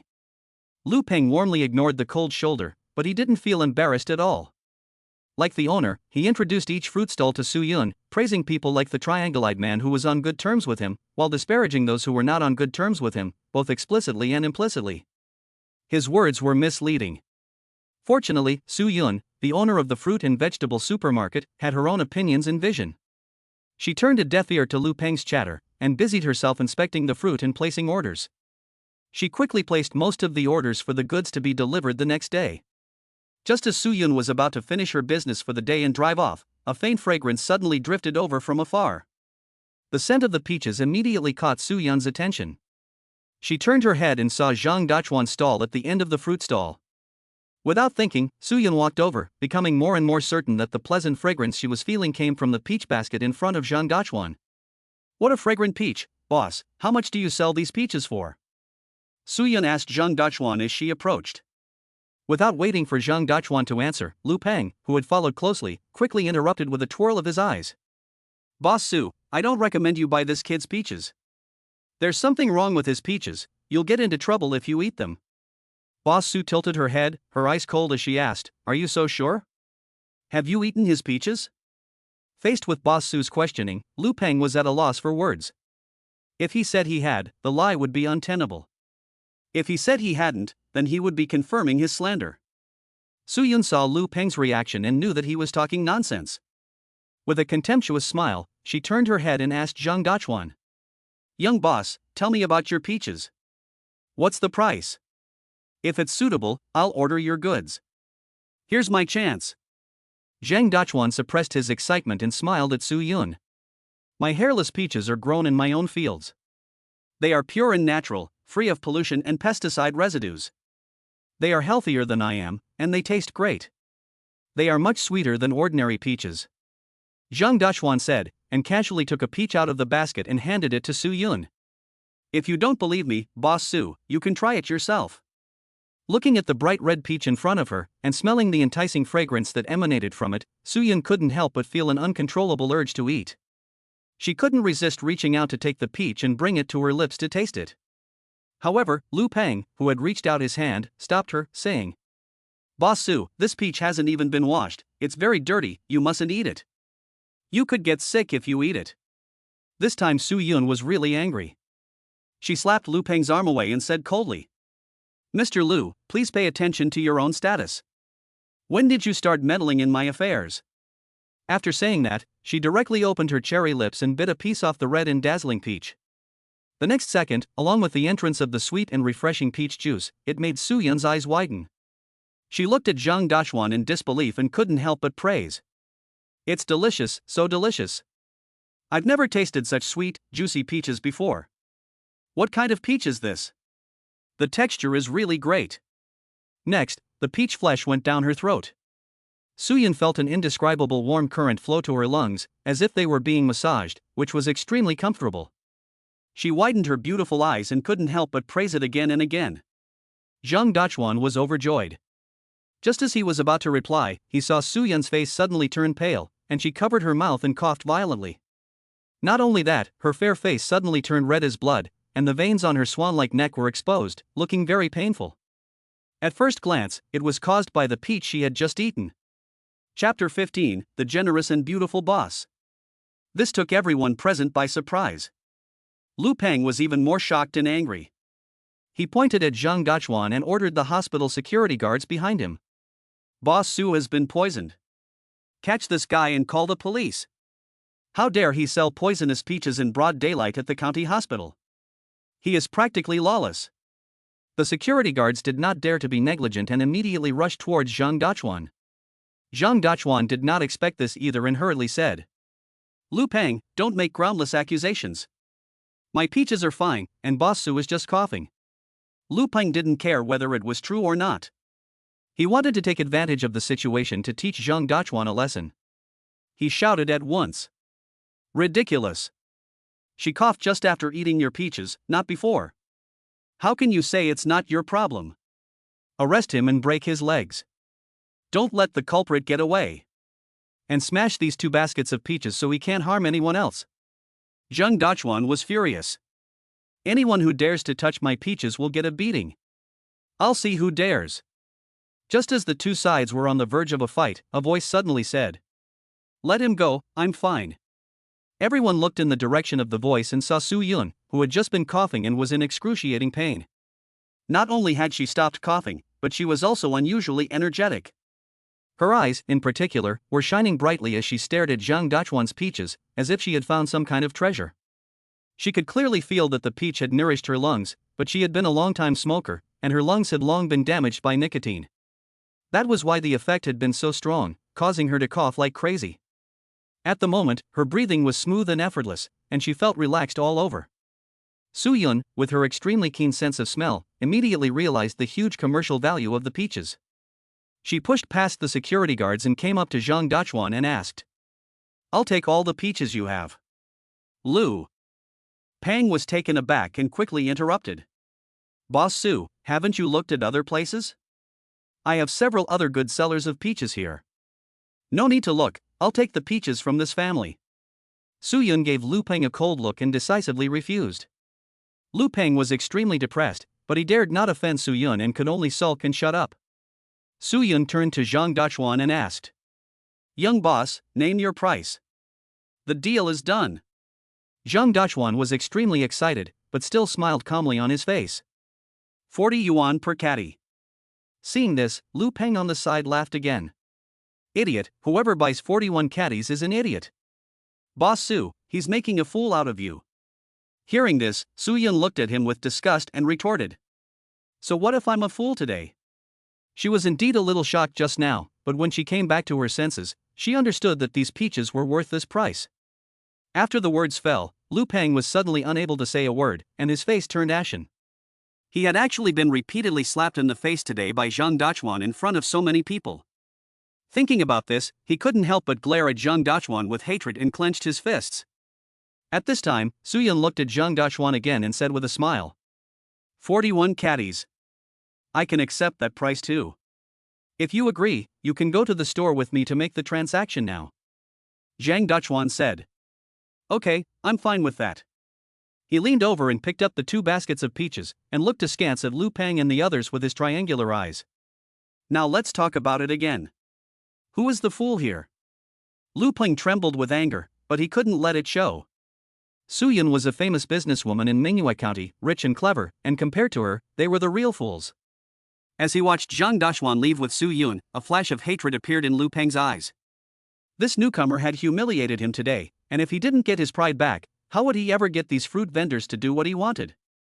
The more he thought about it, the angrier he became.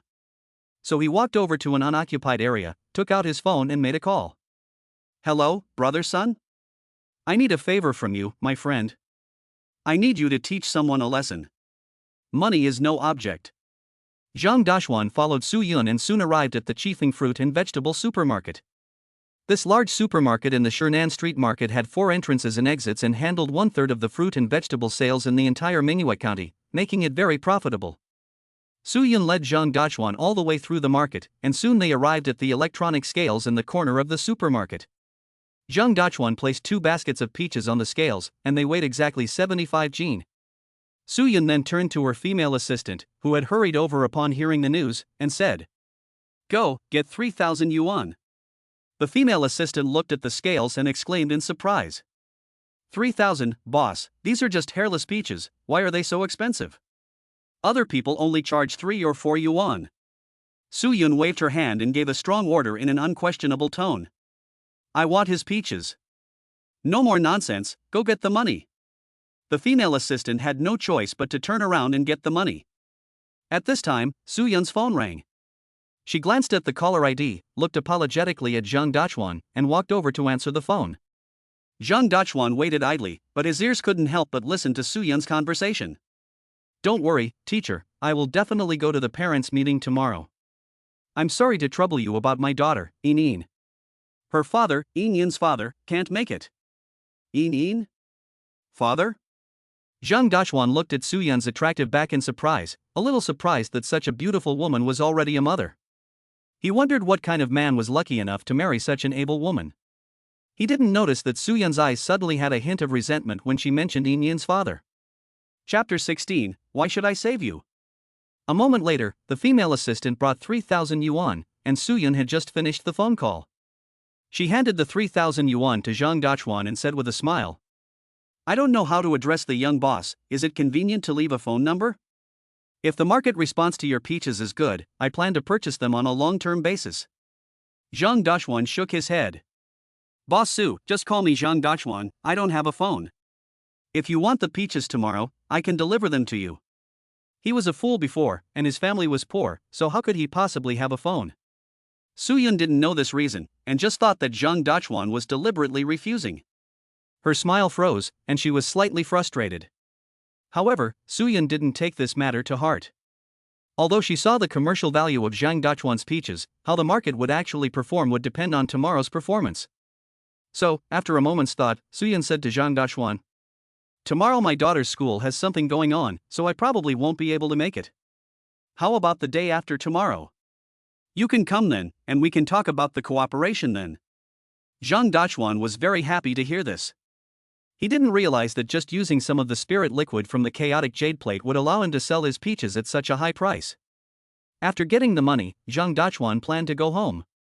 Halfway there, he bought some pork from the supermarket, ready to go home and let his sister-in-law cook a good meal.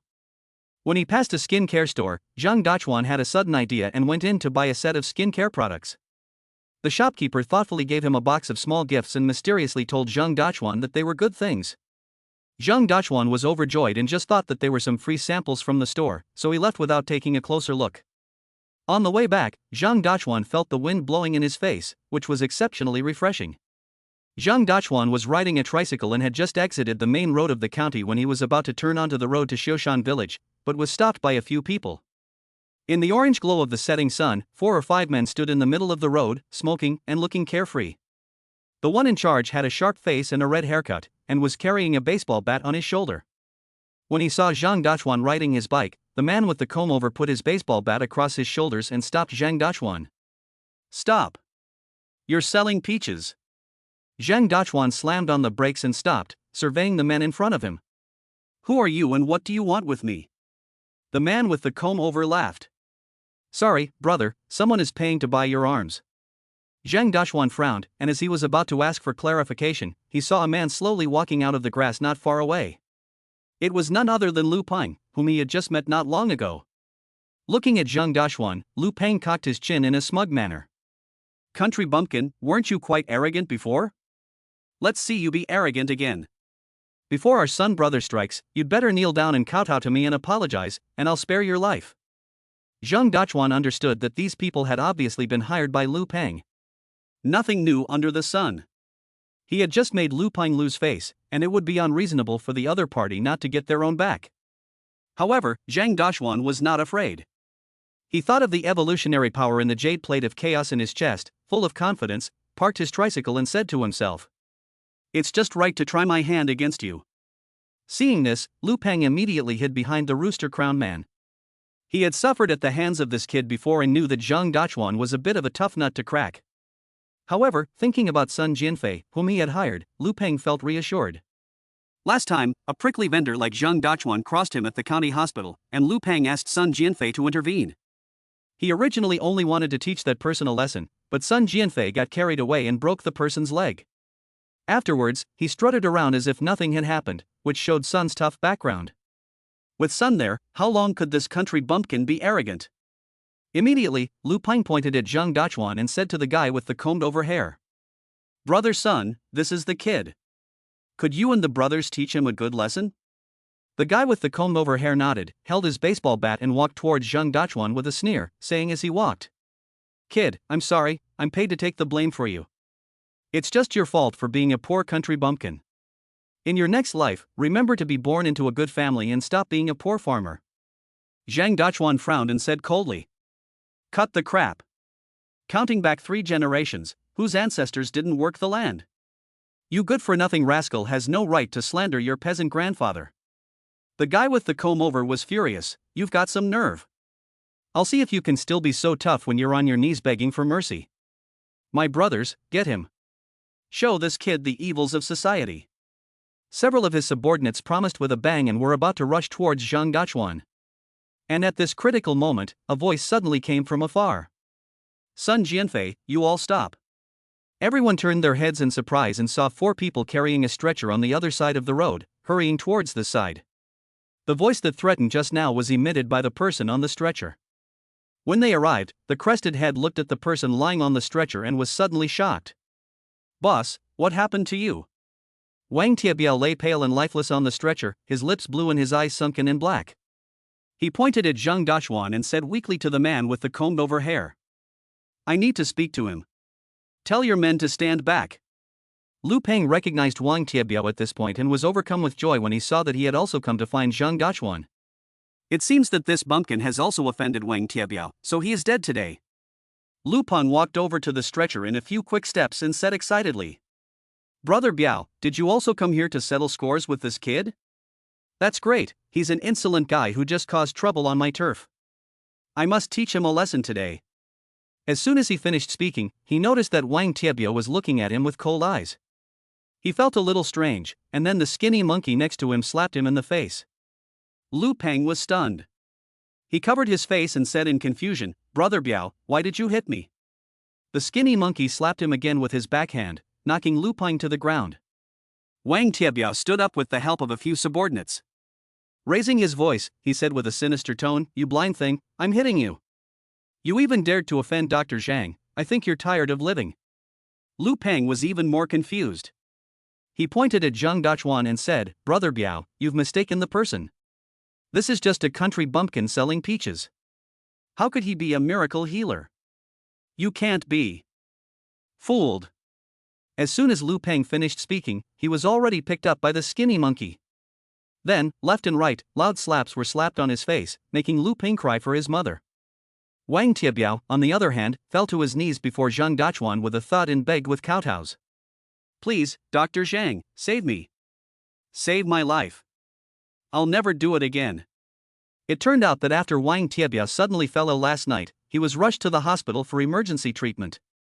The county hospital said that they could not cure him. Wang Tiabiao was devastated and transferred to the city hospital overnight. The diagnosis at the city hospital was that there was severe bruising and clotting in his liver, which had blocked a large number of blood vessels and could not be cured. The only way to survive was to remove the liver. But the problem was that once the body was deprived of the liver's hematopoietic function, it would only have a lifespan of 3 to 5 months. Wang Tiabiao, who had always prided himself on being strong and vigorous, was immediately scared silly. He was only in his 30s and was at the peak of a man's energy and physical strength, but as a result, he only had less than half a year to live. This was undoubtedly a bolt from the blue for Wang Tiabiao. In his despair, Wang Tiabiao suddenly remembered that all of these test results were exactly the same as what Zhang Daxuan had told him the other day.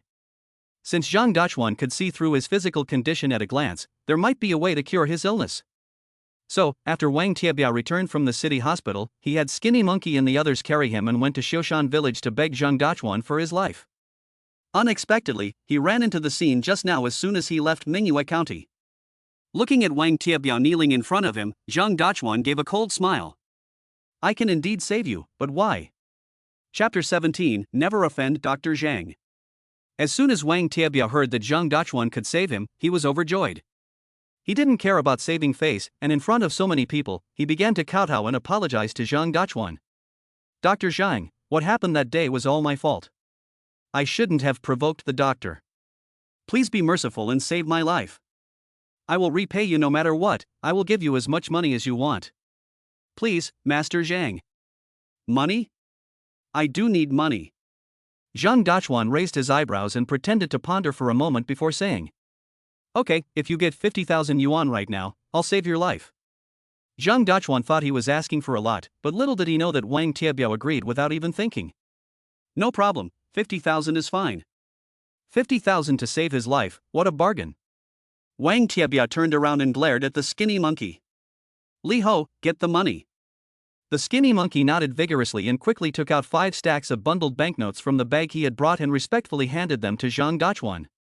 This is 50,000 yuan, Dr. Zhang. Please count it. Zhang Daxuan took the money and casually threw it into the peach basket behind him. It looked carefree, but in fact he was overjoyed. Before today, he had never imagined that making money could be so easy. He must develop the Chaos Jade plate properly. After regaining his composure, Zheng Dachuan said to Wang Tiebiao, "Curing your illness is not difficult either. Just prepare a box of silver needles for me." The silver needles I got from the village Dr. Li Ming last time were of such poor quality that Zheng Dachuan threw them away after using them. Upon hearing this, Wang Tiebiao hurriedly nodded. Yes. I have the silver needles with me." In fact, Wang Tiebiao had not only brought silver needles this time, but also several precious life-saving medicinal herbs such as ginseng and reishi mushrooms, making full preparations. Immediately, one of his subordinates took out a box of silver needles and respectfully handed it to Zheng Dachuan. Everyone looked expectantly at Zheng Dachuan, wanting to see how he would save their boss. Zheng Dachuan took the silver needles and then looked at Wang Tiebiao again. The chaotic medical classics in his mind immediately gave a large amount of treatment information. With this information as guidance, Zheng Dachuan was immediately full of confidence. He waved his hand to order Wang Tiebiao to lie down, then pinched the silver needle in his hand and, like lightning, without hesitation, stabbed it into the lower part of Wang Tiebiao's heart, near the liver. Wang Tiebiao didn't even feel any pain before he saw the 2-inch-long silver needle pierce his chest directly, not going in more than 3/4, leaving only a needle tip the length of a finger sticking out. One needle followed by another, Zheng Dachuan dropped the needle with one hand and instantly inserted 13 silver needles in one go. The silver needles were arranged in the shape of a plum blossom at the liver area on Zheng Dachuan's chest, and the needle tips were shining in the setting sun. The swift and decisive technique and the resolute and forceful momentum directly shocked everyone present. The next second, a trace of black blood came out from the needle tips and penetrated Wang Tiebiao's chest clothes. Zheng Dachuan stopped the needle, looked at his work in front of him, and calmly said to Li Ho and the others, "Once the blood clots are removed, he will be fine." Before Li Ho and the others could thank him, they heard Wang Tiebiao suddenly let out a scream, covering his chest and wailing heartrendingly. His face was black and blue, his lips were purple, and his body was curled up like a shrimp, writhing in pain. "It hurts, it hurts, it hurts. It hurts so much. Boss." Everyone was shocked and their faces turned pale.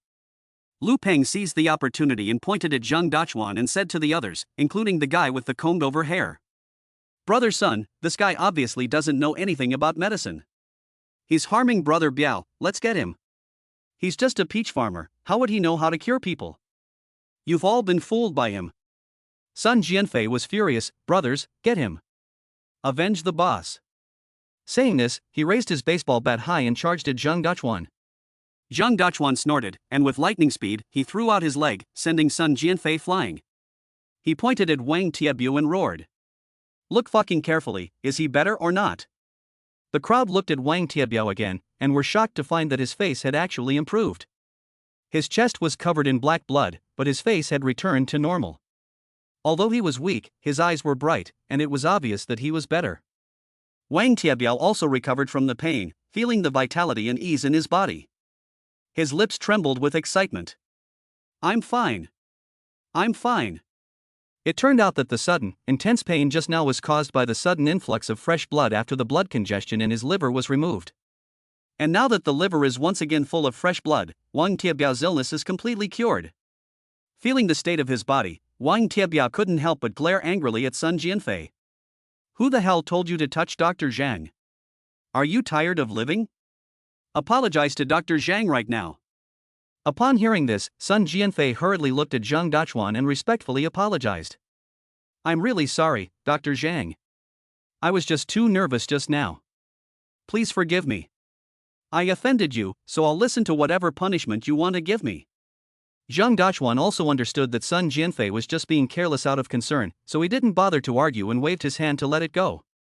Seeing this, Sun Jianfei said tactfully, "Thank you, Dr. Zhang, for your magnanimity." At this point, Wang Tiebiao's cold gaze turned to Lu Peng. Looking at him like this, Lu Peng felt a sudden tightening in his body. He never imagined that Zheng Dachuan would actually heal Wang Tiebiao. This is just too unbelievable. As he was in shock, Wang Tiebiao pointed at Lu Peng and gave a short order. "This backbiting villain almost got us all into trouble with Dr. Zhang. Beat him up." The lackeys now understood Lu Peng's intentions. They were furious at the thought of almost being taken advantage of by this guy, and without saying a word, they rushed up and started punching and kicking Lu Peng, who screamed in pain. Wang Tiebiao still felt that wasn't enough, however, and roared, "Break his legs." How dare he sow discord? I'll make him a cripple for life. Zhang Dachuan didn't want to cause a death, so he raised his hand and said, "Forget it, just give him a beating." Wang Tiebyo immediately followed his advice and said to Sun Jianfei and the others, "Beat him for 15 minutes and tell him to get lost. If he dares to provoke Dr. Zhang again next time, just kill him for me." "Yes, boss." Then Wang Tiebya turned to Zhang Dachuan and kowtowed to him. "Thank you, miracle Dr. Zhang.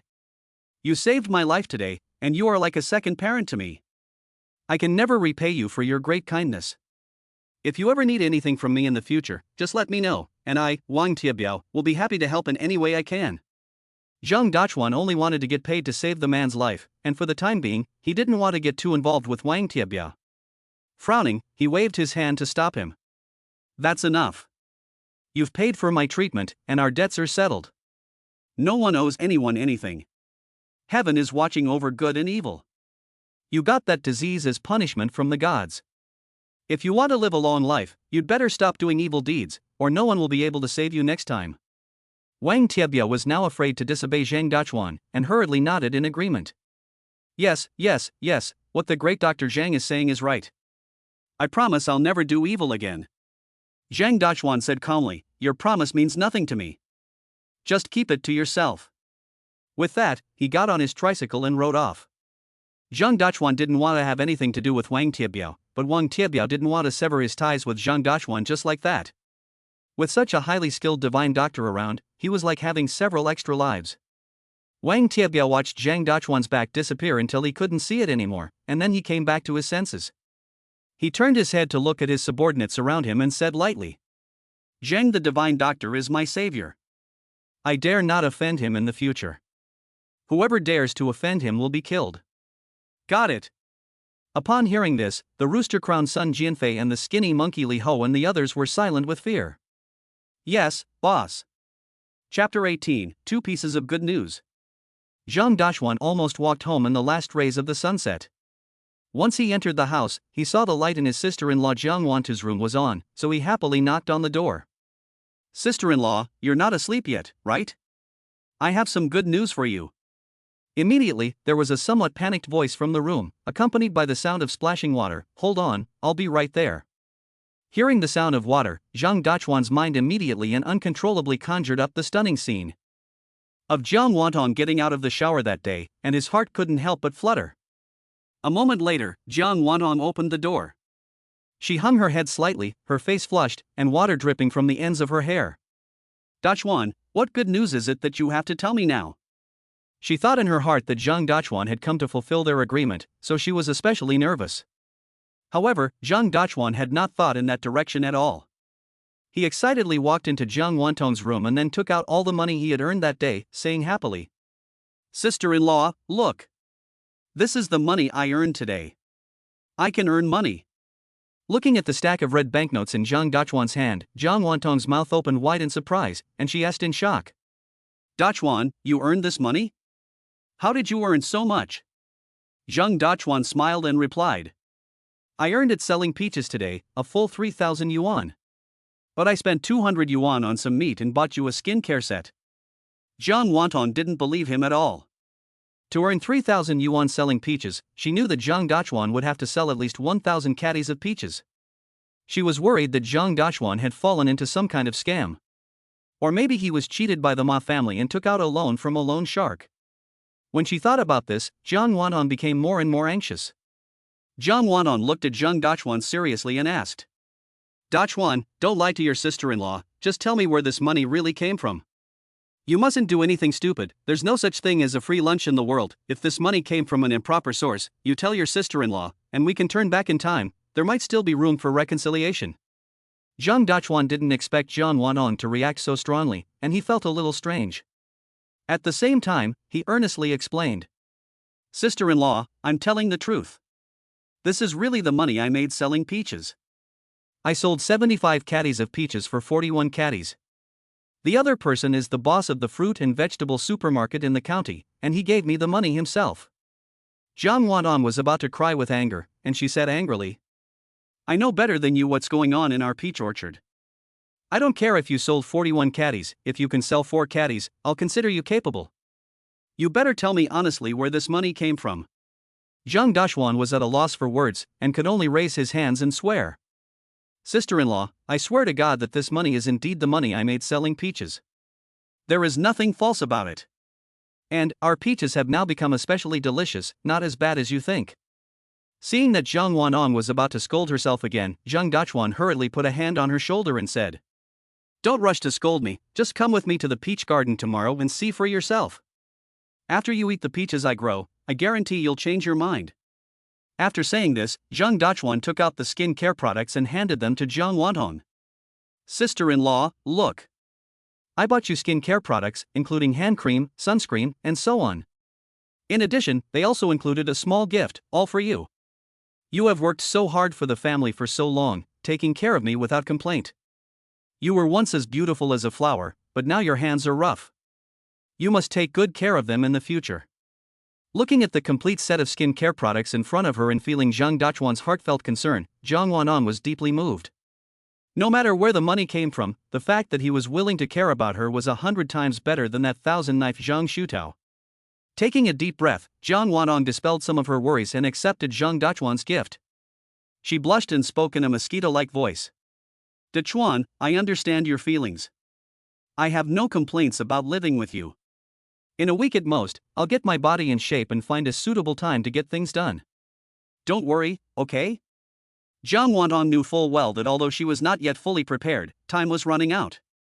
The evil mother-in-law had probably already spread the rumor that she was pregnant. Therefore, she had a maximum of 1 week to conceive Zhang Shutao's child. If she was late, the discerning people in the village would see through the lie. She had to get ready as soon as possible. Zhang Dachwan listened to Zhang Wantong's words, his face flushed and his heart pounding. He nodded excitedly and said, Sister-in-law, I understand. I will wait for you. Zhang Wantong became more and more embarrassed. She stamped her foot lightly and pushed Zhang Dachwan out of the house. It's late, go back to bed. In the morning, come with me to the peach garden and let me see the peaches you planted. Zhang Dachwan laughed, knowing that his sister-in-law was embarrassed to face him, and he obediently left without saying anything. After Zhang Dachwan left, Zhang Wanong looked at the skin care products, and the more she looked at them, the more she liked them and the happier she became. She opened the small gift and found it to be a small bottle of rose essential oil, and a smile could not help but appear on her face. As her eyes wandered, Zhang Wanong suddenly noticed that there was even a rather revealing image of a beautiful woman printed on the bottle of essential oil, in a very seductive and provocative pose. Looking again at the description of the essential oil, Zhang Wanong suddenly realized that this was actually a bottle of the kind of essential oil used by couples to spice up their love life. It was even clearly stated on the bottle that this stuff had a certain aphrodisiac effect. Dachwan gave me this, implying something to me, right? Zhang Wanong gently stroked her hot cheeks, lying on the bed, and thought back to the embarrassing scene she saw when she woke up Dachwan that day. She couldn't help but fantasize. Dachwan returned to his room and couldn't sleep either. He was excited because he had made money and couldn't sleep. I never imagined that the peaches cultivated with the spirit liquid would be so valuable. I need to take good care of those peach trees. They are my money trees. With his head resting on his arm, Zhang Dachwan looked outside at the sky, which had not yet completely darkened. He suddenly sat up, stroked his chest, and muttered to himself. I'll give them some more spirit liquid. He did as he said, got up in the dark, quietly left the house, and ran alone to the peach orchard outside the village, where he sprinkled some more spirit liquid on his own peach trees. The next day, Zhang Wanong got up early and went to Zhang Dachwan's room to wake him up while he was still sleeping. Dachwan, let's go to the peach garden and show me what those peaches you're talking about look like. She had already made up her mind that if she found out that Zhang Dachwan was lying, she would definitely ask him where the money came from. Chapter 19, The Shameless Village Chief. Zhang Dachwan had been up until midnight the night before, and was very tired. He wanted to sleep a little longer, but seeing Zhang Wanta's serious expression, he had to muster his energy and follow her to the peach garden. When they arrived at the peach garden halfway up the mountain, Zhang Wanta looked at the lush, flourishing peach trees all over the garden, and the red, lantern-like peaches hidden among the leaves, and was so surprised that she couldn't believe her eyes. She looked back and asked Zhang Dachwan, dumbfounded. How did you do this? Zhang Dachwan smiled and handed Zhang Wanong a peach. Don't be so surprised, try it. Zhang obediently took a bite and her eyes immediately widened as the crisp, sweet taste spread through her mouth. This is delicious, this is definitely the best peach she's ever had. She resisted the urge to swallow the peach in one bite, savoring the exquisite texture and sweetness of the perfect peach. She couldn't help but exclaim, "Now I believe what you said. With a peach this good, selling it for 41 caddies is totally fine." Hearing his sister-in-law's praise, Zhang Dachuan smiled proudly with his arms folded. But Jiang Wantong seriously took his hand and earnestly instructed, "Dachuan, you must keep this a secret, and not tell anyone in the village. If the village chief, Ma Hongdo, finds out, he will definitely try to take advantage of the situation." When it came to Ma Hongdo, Zhang Dachuan couldn't help but grit his teeth with hatred. As the village chief of Xiushan village, Ma Hongdo not only lacked a sense of responsibility, but also used his position to constantly cheat and oppress the other villagers. Originally, Zhang Dachuan's family orchard should be located not far from the house, in the best terrain in the whole village. There was not only an orchard there, but also a small fish pond.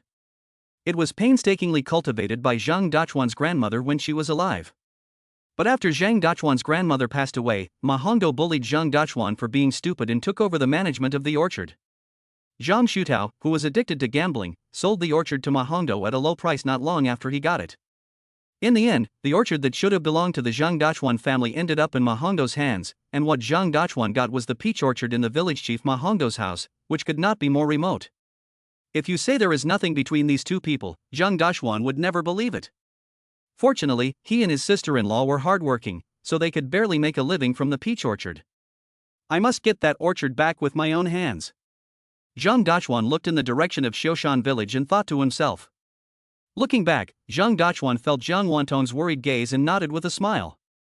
"Don't worry, sister-in-law, I'm not stupid anymore, I know the gravity of the situation." Jiang Wantong let out a sigh of relief. "Well, Ma Hongdo is powerful, he has been the village chief of Xiushan village for decades, we can't bring him down, we just have to quietly get rich.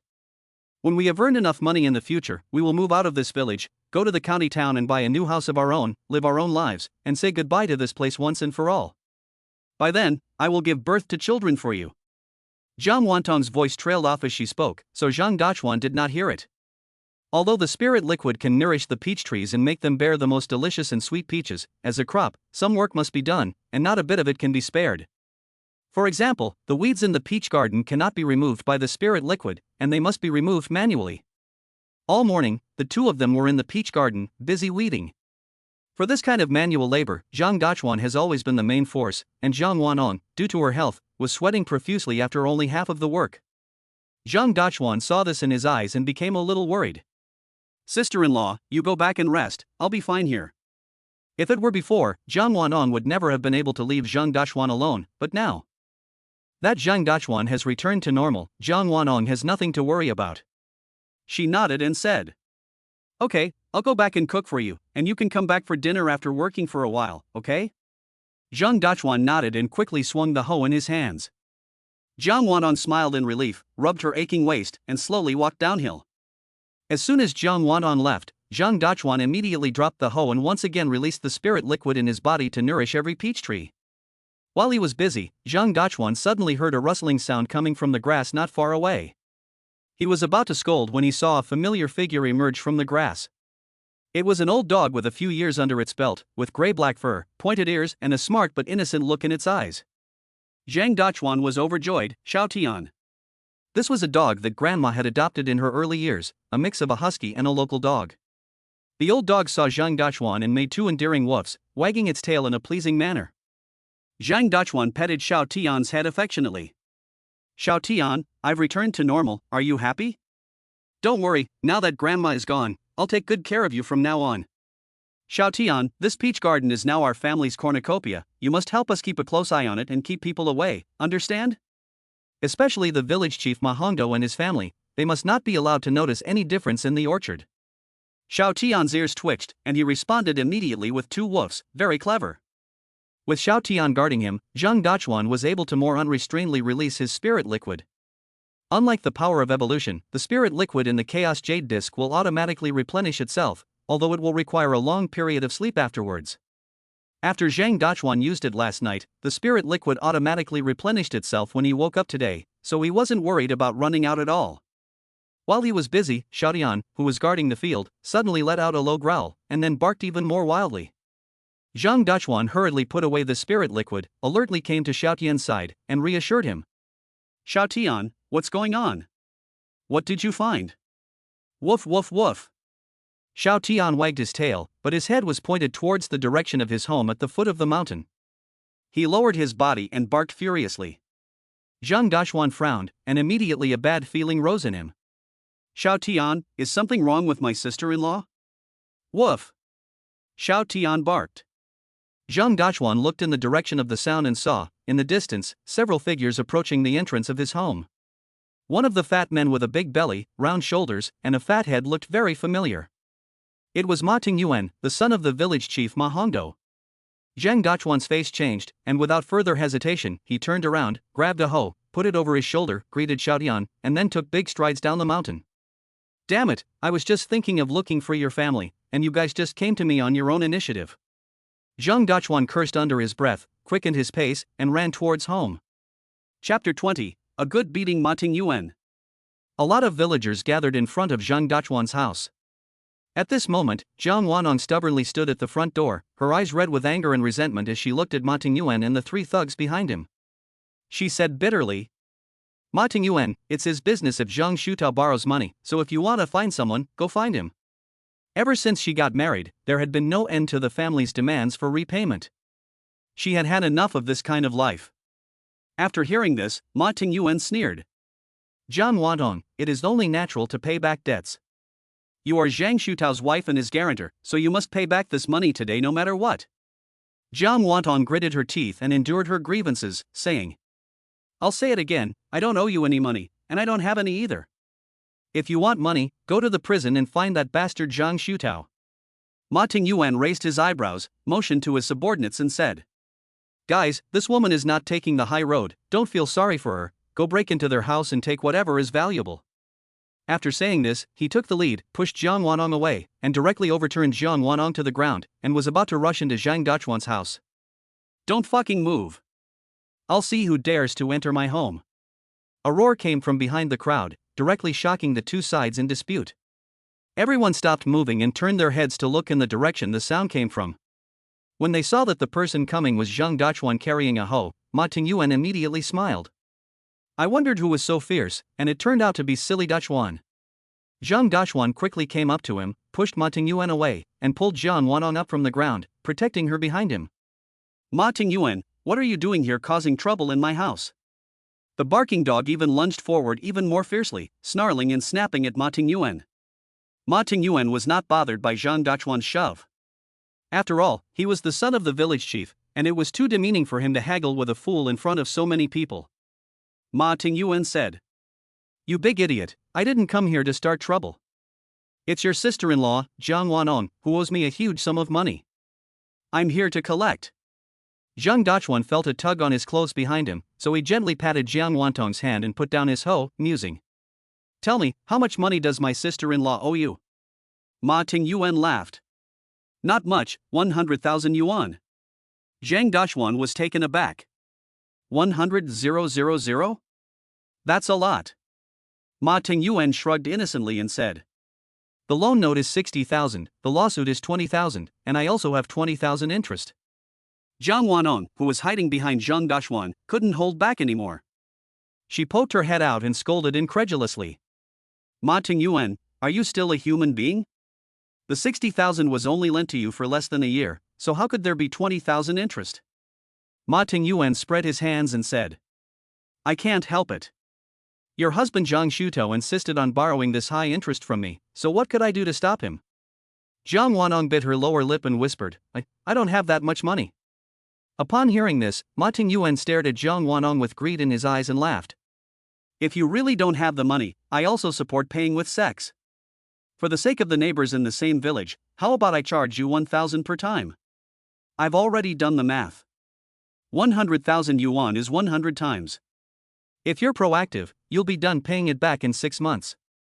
As soon as he finished speaking, the three thugs behind him couldn't help but whistle. For this price, even the girls in the county town can't compare. 1,000 times, I'm afraid it's not even studded with diamonds. Brother Tang, for the sake of our friendship, can you give us 3 a few times as well? After saying this, the three of them stared at Zhang Wantong's pretty face and let out lewd laughs. Zhang Wantong was so humiliated in public that she was so angry that her face turned pale and she couldn't say a word. Zhang Dashuan was furious and rushed to Ma Tingyuan, grabbed him by the collar and angrily said, "Ma Tingyuan, shut your stinking mouth and apologize to my sister-in-law. Don't make me do it." Ma Tingyuan was first stunned, then burst out laughing. He looked at the three thugs behind him, pointed at Zhang Dashuan and mocked. "Did you hear that? This idiot actually wants me to apologize and even try to attack me. Ah, you really made me laugh to death. Stupid idiot, you fucking want me to apologize? Are you worthy?" After Ma Tingyuan finished speaking, his smile disappeared, and the expression on his face became hideous and terrifying. He punched Zhang Dashuan in the face. "I'll beat you up today before I deal with that bitch." But the next moment, Zhang Dashuan suddenly kicked out with a fierce kick, and his kick landed on Ma Tingyuan's stomach first. Ma Tingyuan only felt a huge force coming at him, and then, accompanied by a scream, the huge body of nearly 200 pounds was directly kicked over. The intense pain made him unable to help but hug his stomach hard. When he came back to his senses, he couldn't help but angrily order, "What are you still doing? Attack together and kill this idiot." The three thugs were from the village and often committed crimes with him. Seeing this, they directly surrounded Zhang Dashuan together. Seeing this, his sister-in-law Jiang Wanong anxiously said with concern, "Dashuan, don't pay any attention to them, a real man doesn't suffer losses." Upon hearing this, Zhang Dashuan lightly patted her hand and said confidently, "With just them, they can't do anything to me." After saying this, Zhang Dashuan was not in the least bit afraid and took the initiative to fight. Seeing this, the three of them directly attacked Zhang Dashuan. Facing the attack of the three, Zhang Dashuan did not defend at all, but attacked actively with wide and open movements. His body had been transformed by the inheritance of the heavenly fox, and even the martial artist Wang Tiebio was no match for him, let alone these three country thugs. With every punch and kick, one of them would fall to the ground screaming. After a few strikes, all three of them were lying on the ground screaming.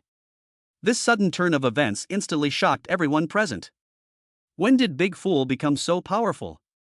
Jiang Wanong also looked at Zhang Dashuan with disbelief, her beautiful eyes full of wonder. Zhang Shutao had never protected her like this before, and it made her feel at ease. Ma Tingyuan didn't expect Zhang Dashuan to be so powerful. He got up from the ground and said with some trepidation, "Dachin, you, don't do anything rash. It's only natural to pay back debts. If you dare to lay a hand on me again, I'll call the police." Dachin didn't say anything, but turned around and went into the room. When he came back out, he had an extra paper bag in his hand. Dachin tossed the paper bag to Tingyuan and said indifferently, "Here's 20,000 for the lawsuit, and I'll pay you the remaining 60,000 borrowed money later." Tingyuan, clutching the money bag, asked unhappily, "Where's the interest? And when will I get the remaining 20,000 interest?" Zhang Dashuan sneered on hearing this. "You're a loan shark and you're still arguing? If you argue anymore, I swear I won't give you a single penny. Get out of here." He said this and kicked Ma Tingyuan again, sending him to the ground. Ma Tingyuan didn't dare say anything more and, with the help of his subordinates, ran away in a dismal state. The noisy scene instantly quieted down. After everyone had left, Jiang Wanong couldn't help but look at Zhang Dashuan and ask, "Dashuan, where did you get so much money?" Zhang Dashuan was afraid that his sister-in-law would worry if she knew that he had dealings with Wang Tiebio, so he lied.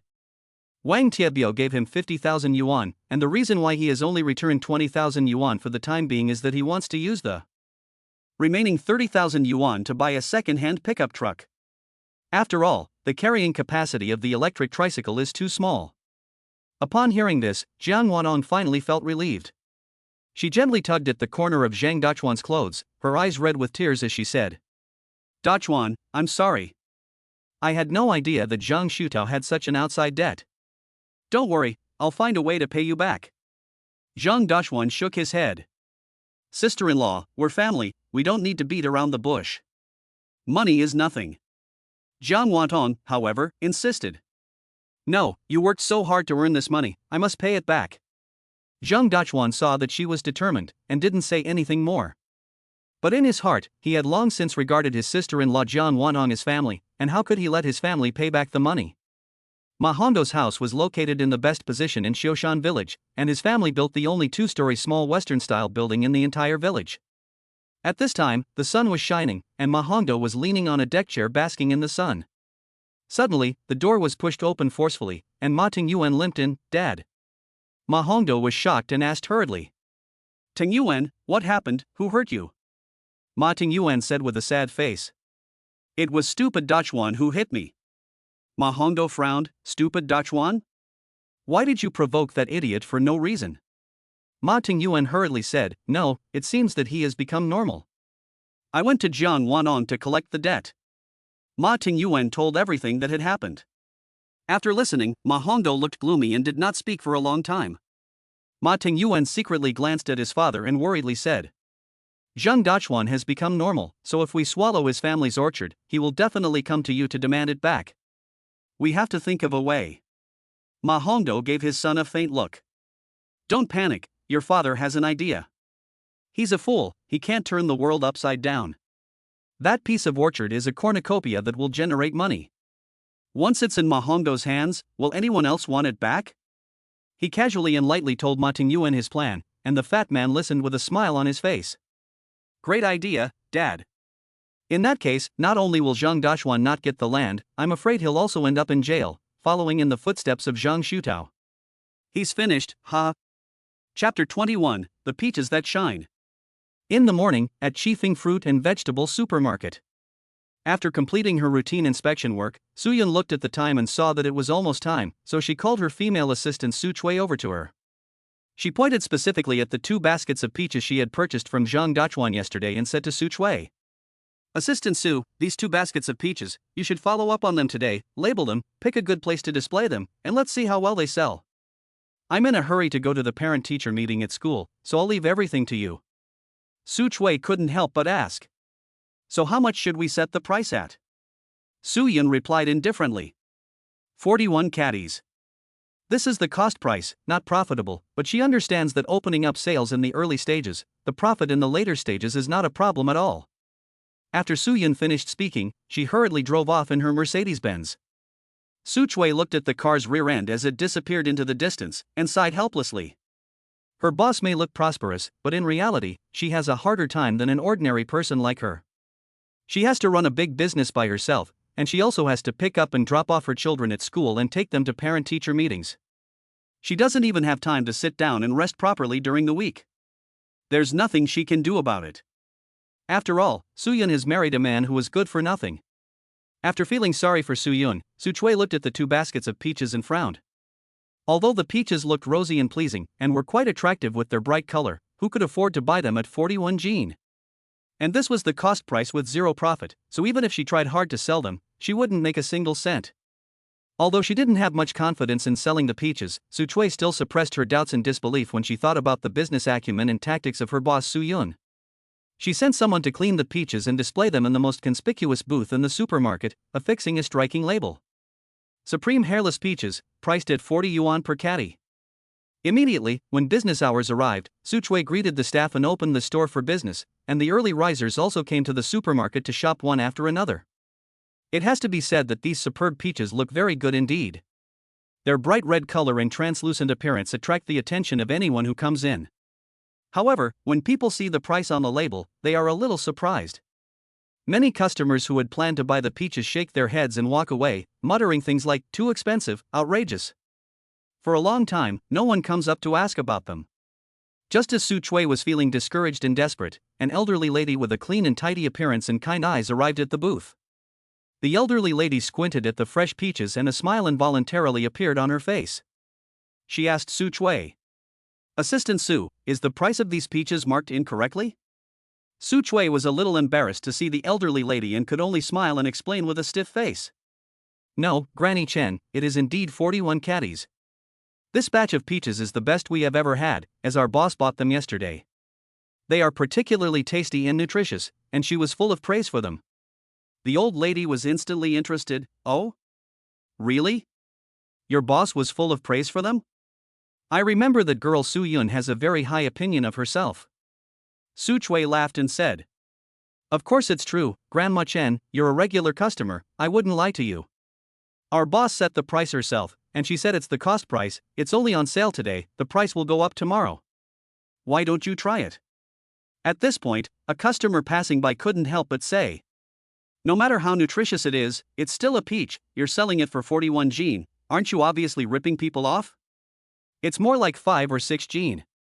When Chen heard this, she immediately became a little unhappy. She snorted and said, Shifeng Fruit and Vegetable Shop has been in business for many years, and in all these years, there has never been a single incident of cheating or ripoffs. These peaches are sold at such a high price, so they must be worth that much. With that, the old lady picked up a peach and took a bite in public. Su Chui clenched her hands and nervously looked at Chen, waiting for her reaction. The next second, Chen looked at the peach in her hands with sparkling eyes and praised it. It's delicious, this peach is really delicious. I've never eaten such a delicious peach before. It's sweet and moistens the throat. Give me 2 caddies. Upon hearing this, not only were the customers nearby taken aback, but Su Chui was also a little incredulous. 41 caddies of peaches, and Chen just asked for 2 caddies. These rich people really don't think of money as money. She thought to herself, and quickly weighed 2 pounds of the best peaches for the old lady. At the same time, she said enthusiastically, Do you also think these peaches are good for the throat, old lady? I heard our boss say that these peaches are good for the lungs, so maybe that's why. Upon hearing this, the old lady smacked her lips twice, closed her eyes and felt it for a while, then said with a face full of surprise.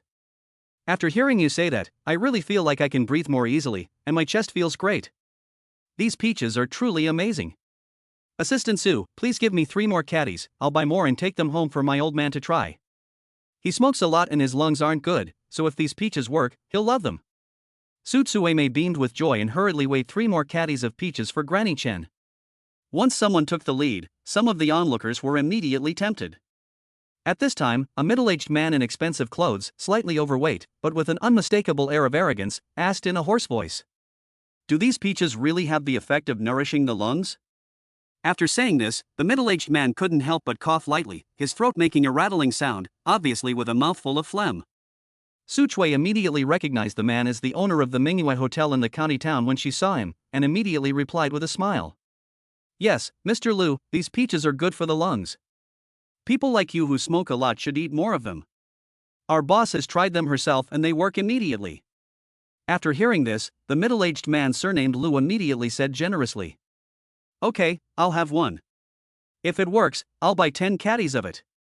Saying this, he also picked up a peach and took a big bite. The peach was gone in his mouth in no time. After eating it, Boss Liu had a similar reaction to Granny Chen and said excitedly. Delicious, delicious. It really works. I also feel that my lungs feel much better, and even the phlegm in my throat is gone. Quick, give me 10 caddies. These 41 caddies are really worth it. After buying 10 caddies of peaches, Boss Liu didn't seem satisfied. He took out his phone directly and started to call frantically. Lao Lei. Hurry up, come to Shifeng Fruit and Vegetable. I found a good thing that can cure our smoking lungs. Why would I lie to you? I personally verified it myself. Hurry up, it'll be gone if you're late. Also, ask Lao Zhao to come too. Didn't he say he found a disease? Try these peaches, they might work. Hearing him yelling like that, someone couldn't help but question. This person is being too obvious as a shill. Hearing his query, the people around him couldn't help but look at him like an idiot. Are you kidding? Do you know who that person is? Lu Jinglong, the owner of the Grand Mingyue Hotel, would be a decoy? After the sound of his voice, everyone couldn't help but look at the middle-aged man in shock. He is actually the owner of the Mingyue Hotel in the county? That's one of the biggest hotels in Mingyue County. No fool would think that someone in this position would be a decoy. At this point, someone couldn't help but say in shock. Have you noticed that Boss Lu's voice seems different? Upon hearing this, the others suddenly woke up with a start, their faces full of disbelief.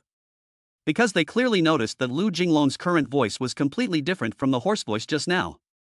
If just now was a raspy voice, then now Boss Lu's voice was loud and clear, very energetic. Instantly, everyone looked at the incredibly rosy peaches together, eager to take action. Chapter 22, Sister-in-law Zhou Qingyu. Su Chui, who was experienced, could not possibly miss this opportunity. She waved her hand and said to the crowd. Everyone, come and taste it. This supreme peach is good for the lungs and relieves coughs. It tastes sweet. And is definitely worth the price. The crowd had already been tempted a little, so when they heard this, they did not hesitate any longer. They all went up and picked up a peach to taste it. After all, no matter how good someone else's praise is, it is not as good as tasting it yourself. As a result, after trying it, everyone was shocked by the taste and effect of the top-quality peaches. Whether they smoked or not, after eating a peach, they all felt a significant change in their lungs. Now, no one doubted the value of these peaches anymore, and they all scrambled to wave their money around, surrounding Su Chui. Give me 2 caddies. Give me 5 caddies. I'll take 6 caddies. Not only that, but after buying them, these people followed the example of Boss Lu and started recommending them to their friends and family. After all, every family has 1 or 2 men who smoke. Looking at the noisy and crowded scene in front of her, Su Chui's scalp went numb. She had originally worried that the peaches would be too expensive to sell and that she might have to stand here all day. In less than an hour, the entire 75 caddies of the best peaches were sold out. Looking at the empty basket in front of her, Su Chui was full of shock. This is crazy, 41 caddies of peaches, they seem to be like picking up a bargain. Oops, I forgot to save 2 caddies for myself. Just as Su Chui was annoyed, outside the supermarket, a police security team's SUV stopped at the door. The door opened and a woman in a security guard uniform, with fair skin, a tall figure and a hot body, jumped out. The woman walked into the supermarket with long legs, looked around, and then walked towards Su Chui. Assistant Su, where is Su Yun? Su Chui was a little surprised to see the woman. Captain Lin, why are you here? She secretly sized up the other woman, her eyes lingering for a moment on the woman's explosive breasts. An unsolicited rumor came to mind. Rumor has it that Su Yun is very close to the police captain Lin Xiaoying because of her rotten husband, and their relationship has even transcended friendship. After regaining her composure, Su Chui hurriedly said to Lin Xiaoying. It's like this, Captain Lin, today is the parents' meeting at school, and our boss went to the school. Lin Xiaoying, who exuded an aura of being aloof, nodded upon hearing this.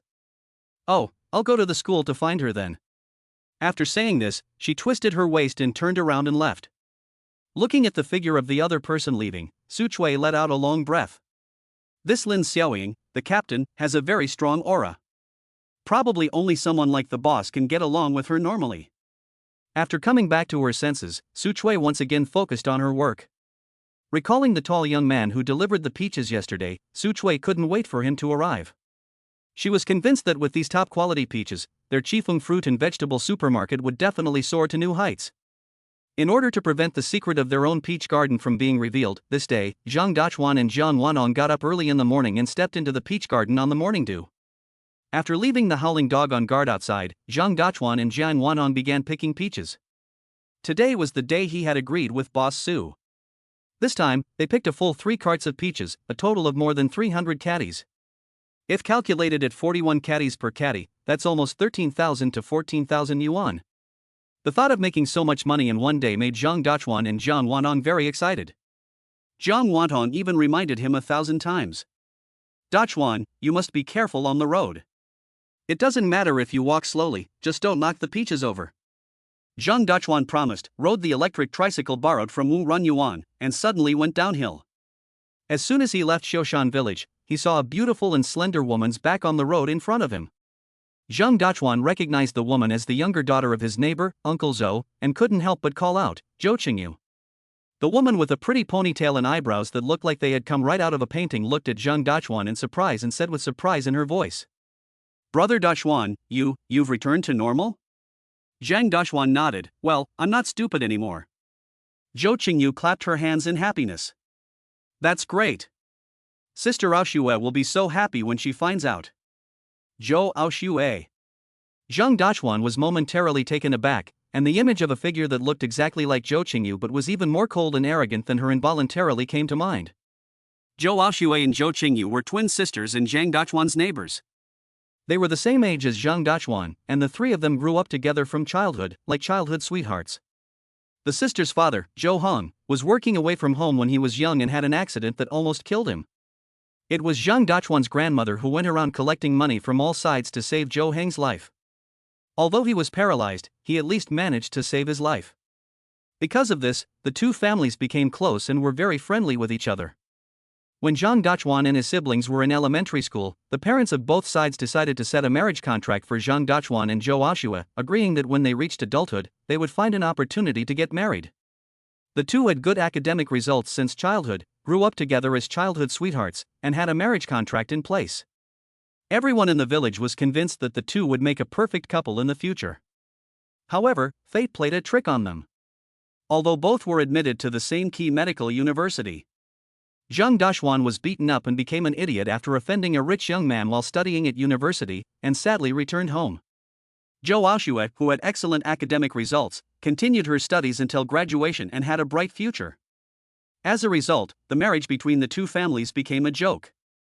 As for Zhou Qingyu, who was an average student, he entered a regular massage parlor in the county after graduating from high school to help support his family. The destinies of the three were very different. After a moment, Zhang Dachuan smiled and said to Zhou Qingyu, "Are you going to work? Do you need a ride?" Zhou Qingyu was overjoyed to hear this and said, "That's great, I was just wondering how to get to Mingyue County, this mountain road is so tiring. However, the tricycle has limited space, only one person can sit in the front, and the back is a basket." Looking at the tricycle full of peaches, Zhou Qingyu didn't know what to do. Zhang Dachuan then noticed that there was no room on the tricycle, and he didn't know what to do for a moment. At this time, Zhou Qingyu smiled faintly and said, "How about this, just like before, I'll sit on your lap, and we'll be in the county seat in no time." Zhang Dachuan nodded lightly and replied, "That's fine." Upon hearing this, Zhou Qingyu directly and unashamedly sat on Zhang Dachuan's lap. Compared to her arrogant and aloof older sister, she and Zhang Dachuan had always had a very good relationship. The two had played together since they were young. Although they were the same age, Zhang Dachuan had always protected her like an older brother. When they used to ride in the car together, Brother Dachuan would always hold her. In her eyes, she had long since regarded Zhang Dachuan as her own brother. Naturally, she didn't take this trivial matter to heart. Chapter 23, Mountain Road is difficult to travel. The mountain road was rugged, and the tricycle driving in it would bump from time to time. This would have been fine, but this time the situation was different. At this time, Zhou Qingyu said slowly, "Brother Dachuan, your wallet is a little annoying." Zhang Dachuan was slightly embarrassed and took out his wallet from his pocket and handed it to Zhou Qingyu, saying, "Why don't you put the money in your bag first and give it to me when we get there?" Zhou Qingyu pursed her lips and nodded, Zhang Dachuan took a deep breath, started the tricycle and continued to move forward, but this time he was more careful and drove as slowly as possible. The atmosphere was a bit dull for a while, and Zhou Qingyu took the initiative to find a topic and said, "Brother Dachuan, did you know that my sister went back to the county seat last night?" Zhang Dachuan absent-mindedly let out a single sound, and there was no further response. Zhou Qingyu was a little surprised, so she had to continue. "My sister is going to intern at our county hospital for a while, and then prepare for graduation." Zhang Dachuan nodded again, still not taking it to heart, as if he didn't understand Zhou Qingyu's hint. Zhou Aoxue is cold and arrogant, and unlike Zhou Qingyu, is not easy to get close to. Since Zhang Dachuan became an idiot, the other party has not even greeted him when they see him. In this regard, Zhang Dachuan does not have any complaints. After all, the tradition of arranged marriage left behind by the older generation is difficult for modern young people who have had higher education to accept, let alone the intelligent and proud Zhou Aoxue. Zhang Dachuan himself also doesn't really care. Zhou Qingyu didn't expect Zhang Dachuan to be so indifferent to the news about his sister, and she was a little surprised. She saw that the car had slowed down a lot, and she hurriedly said, "Brother Dachuan, can you drive faster? I'll be fine if I'm late for work." "It's okay if it's a little bumpy." Zhang Dachuan couldn't help but laugh, and he could only say helplessly, "Okay, I'll drive faster." After half an hour or so, the tricycle finally arrived at its destination, a massage parlor called Gentle Care. Zhang Dachuan applied the brakes and whispered to Zhou Qingyu in his arms, "Qingyu, we've arrived." Zhou Qingyu suddenly woke up, glanced at Zhang Dachuan quickly, and then looked away like a rabbit. During the last part of the journey, Zhou Qingyu had been so shaken by the bumps that she had somehow leaned on Zhang Dachuan's body. At the moment, Zhou Qingyu did not dare to look into Zhang Dachuan's eyes, for fear that he would notice her unusual behavior. She picked up her backpack and jumped off the tricycle. "Thanks, Dachuan, I'll be going now." After saying that, Zhou Qingyu fled into the massage parlor.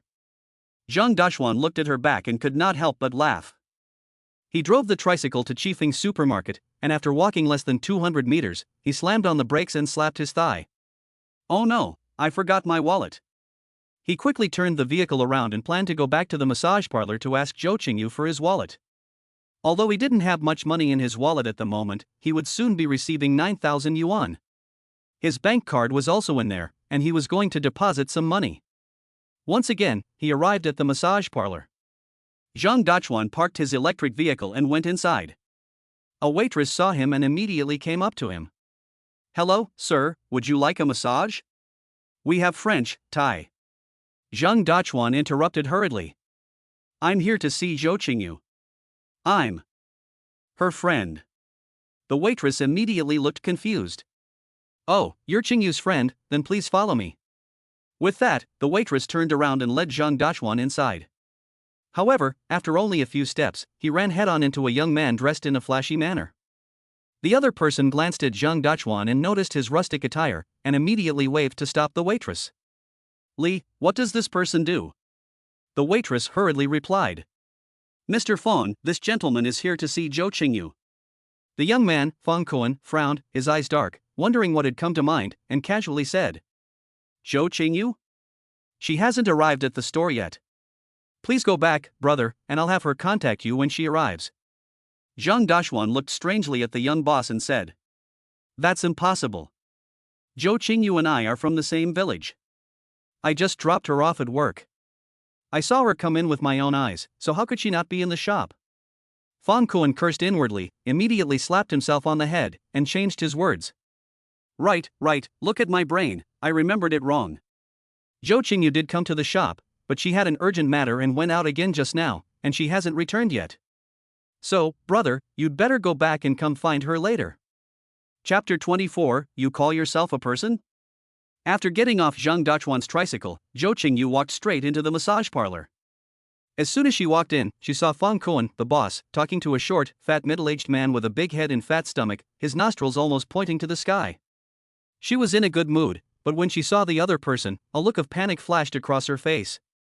She wasn't afraid of the boss, but she really felt sick at the sight of the greasy, old man with the Mediterranean haircut. His name was Wu Wankue, and he was said to be the vice president of a fruit and vegetable supermarket. He had money and leisure, and used to come to the store for massages frequently. He was considered a regular customer, and their boss Fong Kuan had to personally receive him every time they met. One time, Wu Wankue ran into Zhou Qingyu and was instantly amazed. After that, he kept booking Zhou Qingyu's time. At first, Zhou Qingyu didn't really care. In her line of work, it doesn't matter who you massage, and when someone orders you, it's like sending money your way, so she was happy about it. But then, not long ago, Wu Wankue probably felt that the time was ripe. After a massage, he wanted to add more time and sleep together, and even directly moved against Zhou Qingyu. Zhou Qingyu realized then that this guy didn't have good intentions, and after she broke free, she never took his order again. Later, Wu Wankue deliberately sought out Zhou Qingyu a few times, and each time Zhou Qingyu declined the order because she had another client. She thought that Wu Wankue would give up, but she never imagined that he would come to see her today when she wasn't working. What's more, he even asked the boss Fong Kuan to keep him company. Zhou Qingyu turned her face to the side, pretending not to see, and quickened her pace to sneak past. However, she had only taken 2 steps when she was stopped by Fong Kuan. "Zhou Qingyu, number 28, remember to come after you've changed. Mr. Wu ordered your shift today." Zhou Qingyu's head was spinning. She came to her senses and excused herself. "Boss, I have another order." Fong Kuan immediately frowned. "Don't lie to me. You just started work, where would you get another order? Don't argue, just get changed and come here." On the side, Wu Wankue, with a greasy face, said to Zhou Qingyu with a smile. "Xiaoyu, I was in the wrong last time. I was confused. I came here today especially to clarify the misunderstanding with you. I promise you, brother, that from now on we will just have a normal service relationship, just massages and nothing else, okay?" With Fong Kuan nearby, even though Zhou Qingyu didn't want to, at this time he couldn't refuse, and could only nod gently. "Okay, Mr. Wu, but if you act like you did last time, I'll never take another order from you." Wu Wankue nodded hurriedly, smiling, and his gaze met Fong Kuan's for a split second, and he sneered inwardly. He had coveted Zhou Qingyu for a long time, and the reason he had missed out last time was that he had overestimated his own charm and hadn't spoken to Fang Kuan in advance. But today he had come prepared, and with Fang Kuan's help, Zhou Qingyu would be unable to escape. In no time at all, Zhou Qingyu had changed into her work uniform. She was wearing high heels, stockings, a soft-textured one-piece dress that hugged her hips, and exquisite makeup. Wu Wankue was so excited that he resisted the urge to reveal his true nature and went to a private room at the far end of the corridor. Zhou Qingyu didn't think much of it, and when she entered the private room and heard the door lock behind her, she suddenly realized that something was wrong. Before she could turn around, a pair of large hands had already tightly embraced her. "Ah!" Zhou Qingyu screamed, "What are you doing, Mr. Wu? Let go of me." Wu Wankue's slightly sinister voice also sounded complacently at this moment. "Little bitch, how dare you stand me up? I'll see where you can run today. You're a prostitute, what are you playing the saint for?" As he said this, he fondled Zhou Qingyu from top to bottom. At the same time, he tried to forcefully tear open Zhou Qingyu's wraparound skirt. Zhou Qingyu felt his actions and panicked. But soon, she reacted, angrily stamping her foot on Wu Wankue's instep, then turning around and slamming a knee into the guy's crotch. Wu Wankue let out a scream, covering his vital area and stepping back. Zhou Qingyu saw this and hurriedly ran towards the door, only to find that it was locked. Zhou Qingyu was extremely anxious and desperately pounded on the door. "Help! Help!" However, no matter how she pounded, the thick door was like an iron wall and did not budge at all. Just then, Zhou Qingyu felt a sharp pain in her scalp and was violently pulled by the hair and dragged to the side. Wu Wankue, who had climbed back up, stared with bloodshot eyes and spat out a mouthful of saliva, snarling. "You bitch, if you don't serve me well today, don't even think about leaving this room. Scream all you want, no one will come to save you." Zhou Qingyu looked at Wu Wankue, who was pouncing on her like a hungry tiger, and she fell into despair. In the lobby, Fang Kuan was engaging in polite conversation with Zhang Dachuan. Wu Wankue was his big client, and Zhou Qingyu was just a small masseuse. He naturally knows which is more important. What's more, once he drags her into the sea, as the boss, he will only make more money in the future. Zhang Dachuan looked at Fang Kuan's flimsy appearance and his suspicions grew. Although he had never been to a place like this before, he had seen a pig run even if he had never eaten pork, and he vaguely felt that something was wrong. Just as Zhang Dachuan was hesitating whether to rush in and find Zhou Qingyu, a waitress with a pure appearance ran over in a panic from the corridor and said to Fang Kuan, "Boss, something's wrong in room 28, it looks like a fight." Fang Kuan knew exactly what was going on in room 28, and his face turned cold as he angrily shouted, "What are you talking nonsense about? Go mind your own business." The waiter seemed to have misunderstood what the boss meant, and still anxiously stamped his feet, saying, "Boss, it's true. 28th compartment is Zhou Qingyu and the previous Vice President Wu. He tried to touch Qingyu last time, and he definitely won't let it go this time. You'd better go and take a look, I'm worried that something will happen to Qingyu." Fang Kuan was extremely angry and was about to scold the waiter for being blind, when a figure flashed in front of his eyes, and he saw Zhang Dachuan striding towards the corridor. Fang Kuan was shocked and hurriedly grabbed Zhang Dachuan. "Hey, what are you doing? No one can just wander in here." Zhang Dachuan suddenly turned around and glared at Fang Kuan with fire in his eyes. "I'll show you no mercy. How dare you try to trick my sister, you want to die." After saying that, Zhang Dachuan pushed Fang Kuan, who didn't even react in time, and Fang Kuan was directly pushed to the ground. Afterwards, Zhang Dachuan quickly rushed to the end of the corridor. When he arrived at box 28, Zhang Dachuan faintly heard the desperate cries of Zhou Qingyu from inside, and the anger in his heart could no longer be controlled. With a roar, he fiercely kicked on the door. Bang! The locked door was broken open by Zhang Dachuan's kick and opened with a loud crash. The scene that appeared before his eyes made Zhang Dachuan's eyes bulge with rage. On the floor, an ugly, short and fat pig was pushing Zhou Qingyu into a corner, planning to do something indecent. Zhou Qingyu desperately kicked with her long legs, desperately fighting for her life. Zhang Dachuan was furious. "Damn you, stop it." He strode up to Wu Wankue, picked up the short and fat man and slapped him in the face. "If you fucking dare to touch Xiaoyu, you don't want to live anymore." Zhou Qingyu looked at the suddenly appearing Zhang Dachuan, her eyes filled with tears of excitement. She felt that at this moment, Zhang Dachuan was her guardian angel. "Brother Dachuan, save me, he wants to bully me." Wu Wankue's legs were dangling in the air as he looked at the suddenly appearing strange man. He said in a threatening manner, Zhang Dachuan stared coldly at Wu Wankue and raised his hand again. This time, instead of a slap, he swung a fist. With a whistling sound, Zhang Dachuan's fist slammed hard into Wu Wankue's fat pig face. You dare to hit someone? You're not even worthy of being called a person. I'll kill you today, you piece of trash.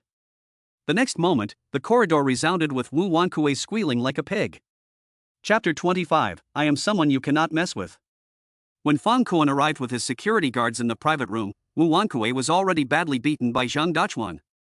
His greasy, ugly face was swollen and bruised, and not only was his mouth full of blood, his eyes were also full of bruises. Fang Kuan was shaking with anger, pointing at Zhang Dachuan and yelling angrily. You country bumpkin, stop it. Do you want to die? Do you know where you are? Do you know who I am? Upon hearing this, Zhang Dachuan slowly got up and coldly turned around to stare at Fang Kuan. Oh? Who are you? Fang Kuan snorted and replied proudly. My surname is Fang and my name is Kuan. I am from the Fang family of Mingyue County. At this time, the fight here had attracted many customers who had come for a massage. Upon hearing this, everyone immediately exclaimed in unison. Holy shit, so it turns out that he is from the Fang family. No wonder this place is so hard, it has stood for so long without falling. Huh, that kid is in trouble now. He offended the Fang family, so he will get at least a layer of skin off today. Even Zhang Dachuan was slightly taken aback after Fang Kuan announced his family name. Of course he knew about the Fang family in Mingyue County. It was said that the Fang family controlled more than 70% of the fruit and vegetable supply in the entire county, as well as real estate development. In addition, the Fang family's industries also involve other industries. It is no exaggeration to say that the lifeblood of the local economy in Mingyue County is basically in the hands of the Fang family. Rumor has it that the Fang family is also extremely powerful in the underworld. For the average person, the Fang family, which controls both the black and white worlds, is an unassailable behemoth. Anyone who provokes it will either die or suffer greatly. Seeing Zhang Dachuan silent, Fang Kuan was extremely pleased. While having someone carry away Wu Wankue, he said to Zhang Dachuan menacingly. You smashed my Fang family's place today and hit my esteemed guest, so you can't just let it go. If you know what's good for you, you'll pay 200,000 yuan in compensation and kneel down to apologize to me, and I might consider forgiving you. After coming back to his senses, Zhang Dachuan looked at Fang Kuan's arrogant face and clenched his fists. A powerful family? The last time a powerful family bullied him, they beat him into stupidity and indirectly caused the death of his grandmother. Since then, Zhang Dachuan has had no good feelings towards any powerful family. Now that he has recovered and has the power to become stronger, does he still have to bow to this so-called powerful family? Zhang Dachuan took a step forward and coldly said to Fang Kuan. So what if you are from the Fang family? How dare you bully my sister? I will destroy your family too if I want to. Fang Kuan laughed in anger and waved his hand, ordering the two security guards behind him.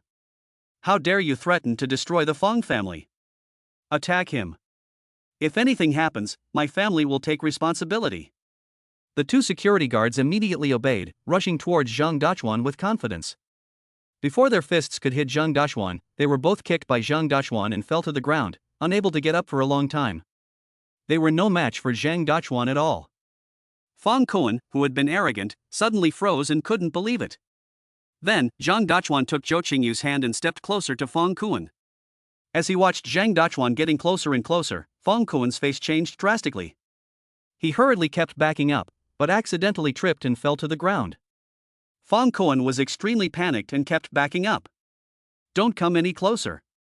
I am from the Fang family, you can't hit me.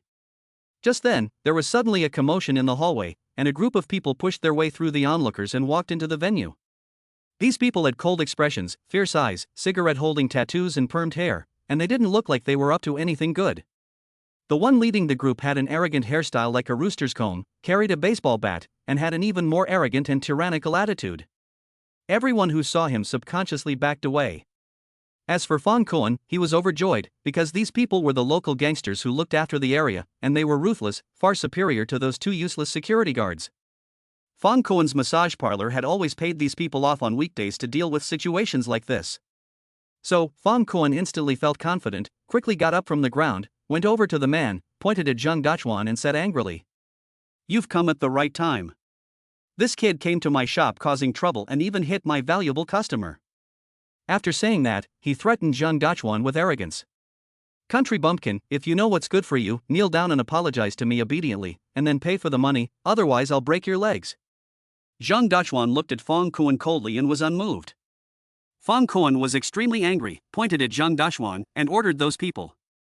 Break his legs for me, and I'll reimburse the medical expenses. However, to Fang Kuan's surprise, none of the people who had always obeyed his orders responded. Fang Kuan turned his head in shock and looked at the leader with the comb over and said, Sun Jianfei, are you fucking deaf? I told you to break his legs. Do I pay you to do nothing? As soon as he finished speaking, he heard a slap and felt a hard slap on his face. Fang Kuan was completely dumbfounded. He blinked in confusion, and then, after reacting, he exploded in anger.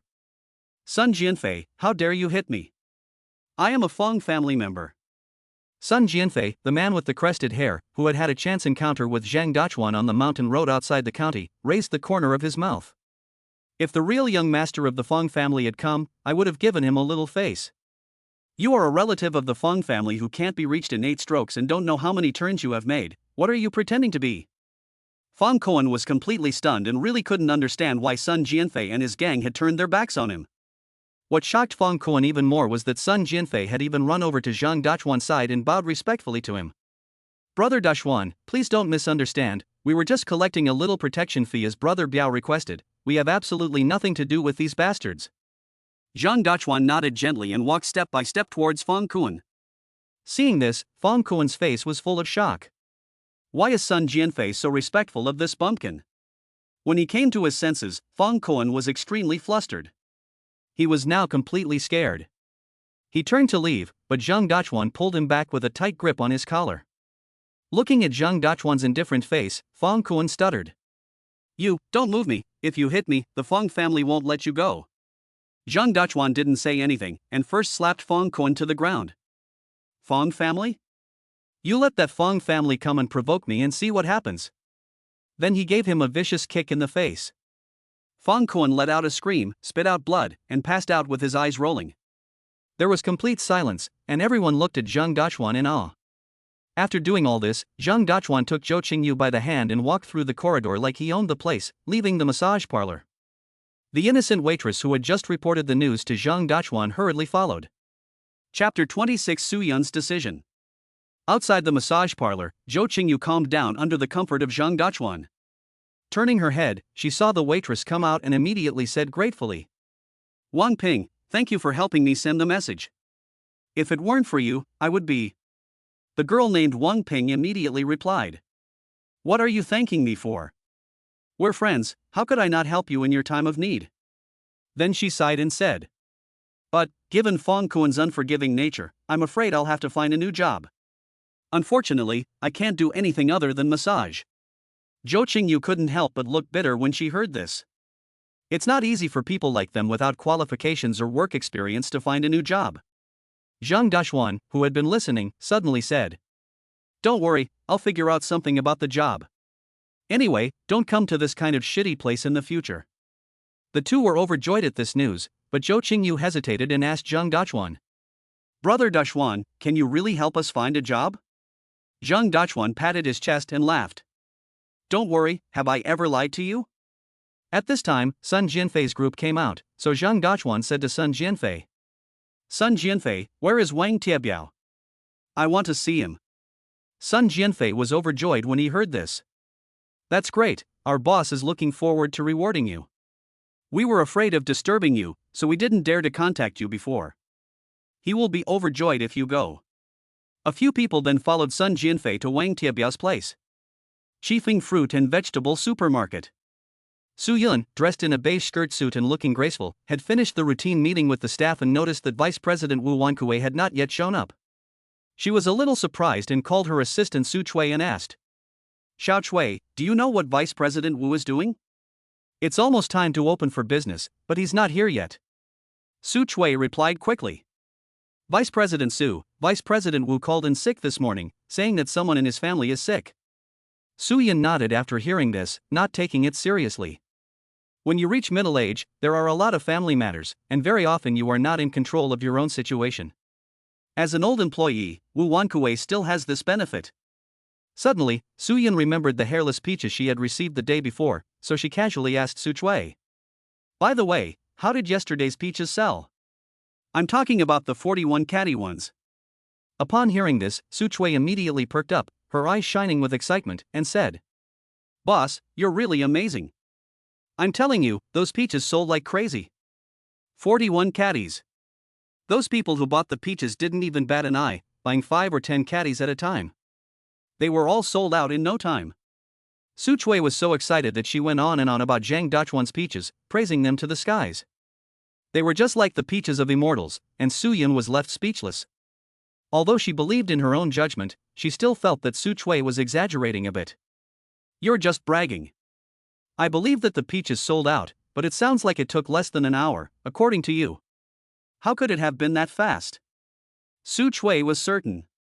That's because you weren't there, boss. If you had seen the scene, you would know that I wasn't talking nonsense.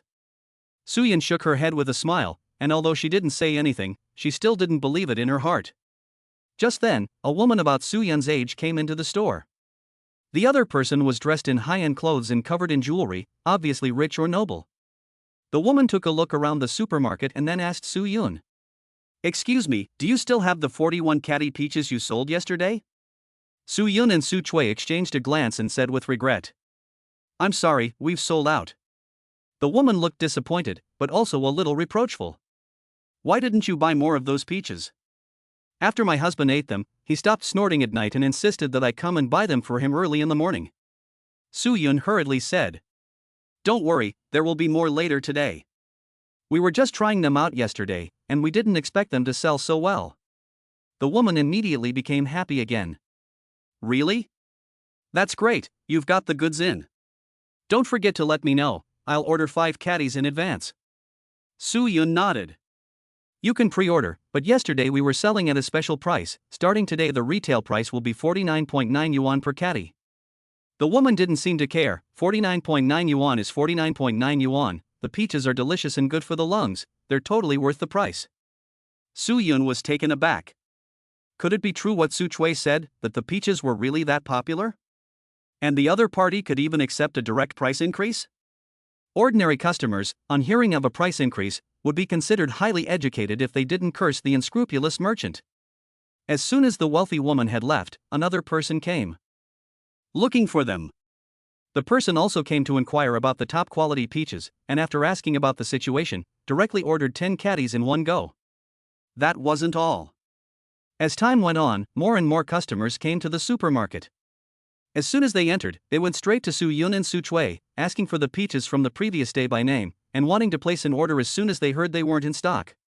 Su Chui was kept busy filling out forms. What's more, one person even asked to place an order for 30 catties and paid the deposit without blinking an eye. Seeing this, Su Yun made a quick decision, not only rejecting the other party's request, but also making a final decision on a new rule. For newly arrived peaches, each person can only buy a maximum of 5 catties in a single day. This may seem like self-restriction, but in fact it maximizes the commercial value of the best peaches. Because in this way, more people will be able to buy peaches, the reputation of the best hairless peaches will also be spread to the greatest extent, and the business of chiefing fruits and vegetables will also be better. After finally getting rid of these crazy customers, Su Yun finally let out a sigh of relief. Su Chui rubbed her aching wrists while mischievously asking Su Yun. Boss, what do you think? I wasn't lying to you, was I? Those super premium peaches are really popular. You must catch that supplier dead to rights. Whether our supermarket can go to the next level depends on his peaches. Su Yun looked at the reservation sheet in her hands, and after staring blankly for a while, she nodded. Yes, we can't let him get away. After coming back to her senses, Su Yun suddenly looked at the time and anxiously said. It's this time of day, why hasn't that Zhang Dachuan arrived yet? Su Chui reacted and also anxiously said. Boss, if that person doesn't come, what are we going to do with this order? If those people make a scene, our supermarket will be torn down. Why don't you give him a call and hurry him up? Su Yun was furious when she heard this. Forget it, last time I asked him for his phone number, I was flatly refused, I can't get in touch with him at all now. Su Chui was extremely surprised. What? He actually refused to give the phone number of a beautiful woman like you, boss. What kind of brain does that person have? She couldn't imagine that there was still someone in Mingyue County who could resist Su Yun's charm. Su Yun ignored Su Chui's flattery, but secretly made up her mind, this time, no matter what, she would get his contact information. At the same time, an idea sprouted in her mind, and that was to find a way to sign an exclusive cooperation agreement with Zhang Dachuan. Such a magical and superb hairless peach must be in her hands. Chapter 27, Just Who is he? Wang Tiebiao's territory was in the back streets of the county, some distance from Fong Kuan's massage parlor, so the group drove there. Wang Ping, the waitress who had previously tipped off Zhou Qingyu and offended Fong Kuan, sensibly did not get in the car with Zhang Dachuan and Zhou Qingyu, but nervously got in Sun Jianfei's car. As for Zhang Dachuan's tricycle, a young man was specially arranged to drive it. In the quiet car, Zhou Qingyu gradually calmed down under the comfort of Zhang Dachuan. She wiped away her tears, glanced at Zhang Dachuan secretly, and asked, "Brother Dachuan, do you look down on me?" Zhang Dachuan shook his head. "No, why would you think that?" Zhou Qingyu's face flushed slightly, and she hung her head. "Because I give massages, everyone says that if we don't sell now, we will sooner or later. I know that a lot of people in the village laugh at me behind my back. Every family has its own difficulties. In Xiaoshan village, Zhou Qingyu's family situation is not much better than Zhang Dachuan's. Her father was paralyzed in an accident at work and unable to do anything, so the burden of the family fell entirely on her mother. Because of years of hard work, Zhou Qingyu's mother also fell ill and was very weak. Therefore, after the two sisters Zhou Aoxue and Zhou Qingyu graduated from high school, Zhou Qingyu, who had average academic performance, sadly gave up the opportunity to further her studies and chose to go home to take care of her parents, so that her sister Zhou Aoxue could go to university to further her studies without any distractions. In Zhang Dachuan's eyes, Zhou Qingyu was better than most girls. In particular, she was much better than Zhou Aoxue, who was known to everyone as the pride of the family. According to Zhang Dachuan's understanding, after Zhou Aoxue was admitted to university, she rarely returned to Xiaoshan village, and whenever she did, she left in a hurry. Zhou Qingyu did almost all the work of taking care of their parents. Comparing the two sisters, Zhang Dachuan didn't feel that Zhou Aoxue was any better than her younger sister Zhou Qingyu at all. Thinking about this, Zhang Dachuan replied gently, "If you are upright, you have nothing to fear from a crooked shadow. Let others say what they want. Xiao Yu, I believe in you. In my eyes, you are much better than most people." Zhou Qingyu could tell that Zhang Dachuan wasn't just saying that, and she was a little moved. "Brother Dachuan, thank you for understanding me. I feel so much better." Zhang Dachuan gave a small smile, then said with a serious face, "However, as the saying goes, like reds drink red, like blacks drink black, the massage parlor is not a place for good development. Today, it's just lucky that I was there, but next time you may not be so lucky. You should just quit." Zhou Qingyu nodded seriously, and said with fear in her heart, "I didn't expect that fat pig to be so bold, daring to force himself on me in broad daylight. Big brother Dachuan, don't worry, I will never do that kind of work again. I will do whatever you tell me to do." Zhou Qingyu leaned on Zhang Dachuan's shoulder, closed her eyes to rest, and felt only peace. Soon, the group arrived in front of a music bar on the back street of Mingyue County. The car door opened, and everyone got off in turn. Wang Ping, who had been on tenterhooks the whole way, immediately ran over to the two of them. She looked up at the bar sign and, her face pale, said to Zhou Qingyu, "Qingyu, have we come to the wrong place? The back street is known as the bar street in the county town, with all kinds of bathhouses, saunas, and karaoke bars. It's a mixed bag, and we won't have just left the tiger's den and entered the wolf's den again, will we? Especially this night magic bar. I heard that the owner behind it is a ruthless character 100 times more vicious than Bai Kuan."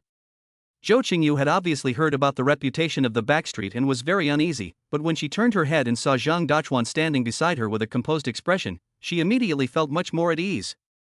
She comforted Wang Ping and said, "Wang Ping, don't be afraid, Dachuan is here, I believe he won't harm us." Wang Ping, however, did not have that blind trust. Although Zhang Dachuan did seem to be very capable, he was still just an ordinary person no matter how you looked at him, and it was indeed not very reliable for him to bring them here. Just then, the door to the night charm bar suddenly opened, and a group of people came out in an orderly manner. They stood in 2 rows with their arms crossed on either side of the door. They were all wearing black suits, each of them broad-shouldered and round-bellied, with cold faces and full of imposing air. Compared to these people, the security guards at Fong Kuan's place were nothing. After these people had stood still, a figure slowly walked out of the bar. He had a rugged face, tattoos on his arms, fierce eyes, and a calm demeanor. He was Wang Tiebiao, who had been cured of a terminal illness by Zhang Dachuan, and as a result, his entire body had been swept away from weakness and he was full of vigor.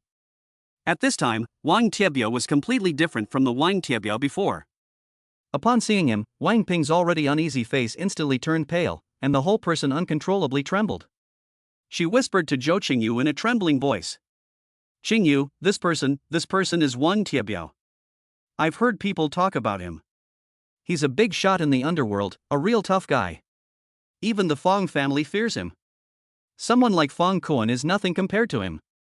Just as Wang Ping was regretting her nervousness and worry, she saw Wang Tiebiao over there, and he actually walked straight towards her. "Oh no, this big guy can't be interested in me, right? If he tries to force himself on me, how am I going to refuse? Refusing such a big guy is not just a slap on the face and a fine, it could cost you your life if you're not careful." Just as Wang Ping was daydreaming, an even more unbelievable scene appeared. She saw the big brother-like figure of Mingyue County, who was feared by all and could stop children from crying at night, suddenly bowing respectfully to Zhang Dachuan at a 90-degree angle. He even said sincerely in his mouth, "Wang Tiebiao greets Zhang the Divine Doctor. It is truly an honor to have Zhang the Divine Doctor come here, and I am so humbled." Wang Ping was dumbfounded. Her mouth hung open, and she looked at the scene in disbelief. Her gaze struggled to move from Wang Tiebiao to the unremarkable Zhang Dachuan, and she even doubted her own eyes. Could it be true? The famous Wang Tiebiao had bowed to a small country farmer who grew peaches. And he seemed to be honored by it. Qingyu, Dachuan, what's his background?" Wang Ping pulled Zhou Qingyu and asked in a low voice. However, Zhou Qingyu also looked at the scene in front of her with a shocked expression, shook her head and said, "I don't know either, he's just a neighbor from my village." Zhou Qingyu couldn't figure it out either. Why would a big shot like Wang Tiebiao be so respectful and polite to her Dachuan? He just became normal a few days ago, right? How could he make friends with such a fierce person? And what about the miracle healer? How could Dachuan be a miracle healer? He's just a farmer who grows peaches. Chapter 28, A Pleasant Discussion. While the two girls were in a state of shock, Zhang Dachuan had already reached out and helped Wang Tiebiao up, calmly saying, "It's fine, let's not get carried away. Let's go inside and talk." Wang Tiebiao immediately laughed and said, "Okay, let's go inside and talk. I heard that the miracle healer was coming, so I cleared the place and had a feast prepared. I must thank miracle healer Zhang today." Wang Tiebiao knew his own family affairs. Since the day he was treated with acupuncture by Zhang Dachuan, not only had his deadly liver disease completely healed, but his overall condition had returned to its peak. This kind of personal experience cannot be obtained by any means. Therefore, Wang Tiebiao is truly grateful to Zhang Dachuan, and he wants to make a good impression on this miracle doctor. After all, this is like having an extra talisman. Wang Tiebiao was so enthusiastic that Zhang Dachuan couldn't refuse. He nodded, indicating that Zhou Qingyu and Wang Ping should follow him in. They entered the Night Charm Bar, which was indeed extraordinarily quiet. In the top VIP room at the back of the bar, a very sumptuous meal was prepared. Bird's nest, shark's fin, abalone, sea cucumber, all kinds of delicacies from the mountains and the sea, there was everything. Zhou Qingyu and Wang Ping's eyes were wide with amazement as they looked at the dazzling array of dishes, the names of which they could not even begin to pronounce. Zhang Dachuan, however, gave them a casual glance and looked as usual. In his eyes, these dishes were not as good as the home-cooked meals his sister-in-law made. After everyone had taken their seats, Wang Tiebiao immediately enthusiastically proposed a toast to Zhang Dachuan, thanking him again, his face full of emotion. "Divine Dr. Zhang, your medical skills are truly amazing. Not only have you cured my liver disease, you've even toned my body back to its peak. Look at my current aura and complexion, don't I look 10 years younger? I'm telling you, it's exactly the same as my photo from 10 years ago. Zhang Xingyi, today I must thank you properly. From now on, you are my adoptive parents. I will do whatever you say." Zhang Dachuan heard this and just smiled silently. Of course, he knew the reason for this. When he administered the acupuncture, he had deliberately injected a few drops of the elixir to ensure that Wang Tiebiao was unharmed. Since this elixir could bring a dying peach back to life, it would be easy to make someone like Wang Tiebiao a few years younger. With this speculation in friendship, Zhang Dachuan was justified in making his request. No need for any more thanks, but I do have a favor to ask you. He pointed to Zhou Qingyu and Wang Ping and said to Wang Tiebiao, "These two are my sisters. Could you please arrange a suitable job for them?" Sun Jianfei quietly approached and whispered in Wang Tiebiao's ear about what had happened earlier. Wang Tiebiao suddenly understood and laughed. "That's easy. If you two sisters don't mind, you can come work at my bar as apprentice bartenders. The apprenticeship pays 4,000 yuan a month, and after you're promoted, you'll get 6,000 yuan a month plus commission." Zhou Qingyu and Wang Ping were thrilled to hear this. They were only making 3,500 yuan a month as messeuses, and they would be paid this much just for bartending? Was bartending that profitable?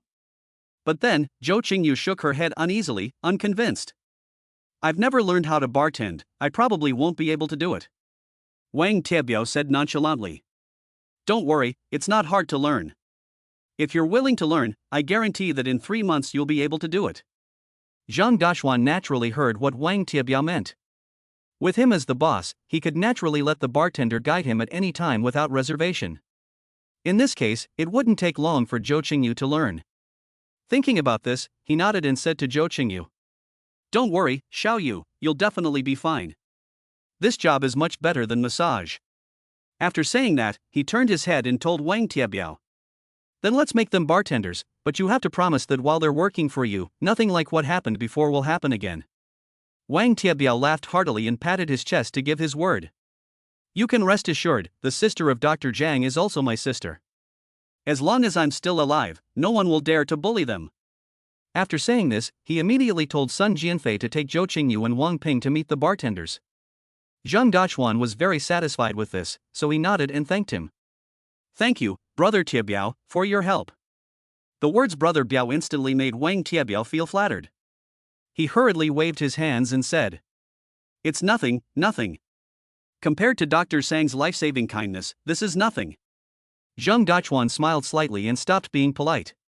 Wang Tiebiao intended to make friends with him because he naturally valued his medical skills, and on his side, he also happened to lack some strength. Everyone gets what they need. In this way, both sides had a happy meal and everyone was happy. Zhang Daxuan remembered that he still had to give the peaches away, so he suggested saying goodbye. Wang Tiebiao was reluctant to let him go and saw him to the door. He wanted to exchange a few more pleasantries, but then he heard Zhou Qingyu's voice behind him. "Brother Daxuan, wait." Wang Tiebiao saw this and immediately smiled wisely and avoided it. Zhou Qingyu trotted up to Zhang Daxuan, her fair face flushed. She was now dressed in the uniform of a bartender apprentice, which was more dignified than the massage uniform and a cut above. Zhou Qingyu came up to Zhang Daxuan, blushing slightly, and said gratefully, "Brother Daxuan, I've just spoken to the bartending teacher, and I really like this job. Not only do I not have to serve people, it also has far more prospects than massage." "Brother Daxuan, thank you so much. Xiao Ping really likes it too, and she said to thank you for her." Zhang Daxuan laughed and patted Zhou Qingyu on the shoulder. "What are you being polite for? You're my sister, and I should be doing these things for you." Zhou Qingyu's eyes were red with emotion. She suddenly embraced Zhang Daxuan, her cheeks pressed against his chest, and said excitedly, "Brother Daxuan, you're so good." The girl's soft, delicate body pressed tightly against Zhang Daxuan's, making him flinch. Unconsciously, the two of them both remembered the bumpy ride up the mountain path. Zhou Qingyu blushed with embarrassment, quickly let go of his hand, turned around and ran quickly. "Brother Daxuan, next time I'll buy you a drink." Looking at Zhou Qingyu's fleeing back, Zhang Daxuan laughed dumbly. When he walked out of the bar, the young man on the tricycle was already waiting nearby. When he saw Zhang Daxuan come out, he immediately asked respectfully and curiously, "Zhang Sheniu, what kind of peach is this in your cart? It smells so good. Can I have one?" Zhang Daxuan laughed and scolded, "You want to eat it? Go buy it yourself at Chifeng Fruit and Vegetable. My peaches are expensive." The young man scratched his head foolishly, disbelieving. How expensive can peaches be? They're only worth 10 yuan at most. Zhang Daxuan laughed. 10 yuan? Dream on. He patted the basket of his tricycle. "My whole load is worth at least 10,000 to 13,000 yuan. After saying this, Zhang Daxuan started the tricycle and left the back street, leaving behind Wang Tiebiao's group of subordinates, who were left there in amazement. Gee, Zhang the miracle doctor is really arrogant, daring to sell 13,000 for just a few peaches? Who knows, I'll go check it out some other day. Chapter 29, The Dog Looks Down on People. In the Chifeng Fruit and Vegetable Supermarket. After sending away the 20th customer who had come to inquire about the best peaches, Su-yun, who had always been calm and composed, finally had an anxious look in her eyes. She kept looking at the time on her phone, her eyebrows slightly furrowed, very annoyed. She had been waiting for Zhang Dachuan's peaches since the morning when the store opened. As a result, she had waited for a full morning, sending away wave after wave of people, but Zhang Dachuan still hadn't arrived. At one point, Su-yun wondered if the guy had been poached by another supermarket. Su Chui had seen customers come in high spirits but leave disappointed, and thinking about the money that had just slipped away, she asked anxiously, "Boss, will the peach seller not come?" Su-yun shook her head upon hearing this and said, "No, he doesn't seem like the kind of person who would go back on his word. Something must have delayed him." After saying this, she glanced at the time again and said helplessly to Su Chui, "But I can't wait any longer. I have to pick up Enin from school at noon. Su Chui, please keep an eye on things. If he comes, don't let him in until I get back." Su Chui was a little taken aback. "Boss, I'm afraid that's not possible. I'm just an assistant, I'm not qualified enough." If he were just an ordinary fruit merchant, Su Chui wouldn't have been so self-doubting, but this was a special case, as the other party could provide the best peaches. It is said that scarcity makes things precious. In a situation where there is only one supplier, it is a seller's market. Their Chifeng Fruit and Vegetable Supermarket has to beg the other party to stay. Su-yun thought so too, so she comforted Su Chui. "In that case, I'll give Vice President Wu a call and have him come over right away. His presence should be enough." Wu Wankue is the vice president of Chifeng Fruit and Vegetable Supermarket. Su-yun felt that this level of authority should be enough to stall Zhang Dachuan. If she could just delay her return until she picked up her child, then all would be well. This time, she must sign the exclusive supply agreement with Zhang Dachuan. Su Chui nodded, "Okay, with Vice President Wu in charge, I think it should be fine." Su-yun then called Wu Wankue, telling him that an important supplier would be coming over later and that he must be treated with courtesy, and then hurried to the school to pick up her daughter. After about 10 minutes, a taxi stopped in front of Chifeng Fruits and Vegetables, and Wu Wankue, looking glum, got out. He covered half his face with a cap and paid no attention to the greetings of the employees along the way, walking straight to the restroom at the back. Su Chui heard the news and hurried over. "Vice President Wu, you've finally arrived. An important supplier is coming today and needs to be received by you personally. I'm not at the level to." "Hey, what happened to your face?" Su Chui said, carefully and attentively looking at Wu Wankue's face under his cap. She was shocked to discover that half of his face was blue and purple. She had thought that someone in the family was sick at home, but now it looked like he had been abused. Wu Wankue was already in a bad mood, and when he heard Su Chui's words, he immediately flew into a rage, angrily shouting, "Go do your work. It's none of your business what I do." Su Chui was a little depressed after being scolded. "But how can you treat your guests like this?" Wu Wankue yelled angrily. "What guests? He's just a delivery guy. Since when has Chifeng Fruits and Vegetables needed to grovel to its suppliers? Get this straight, we pay him, not the other way around." Su Chui felt extremely aggrieved and turned around angrily to leave. As soon as she stepped out of the break room, Su Chui saw from afar that, at the supermarket entrance, an electric tricycle had slowly pulled up. The person sitting on the tricycle was none other than Zhang Dachuan, whom Su-yun had been waiting for so long. "Great! He's finally here."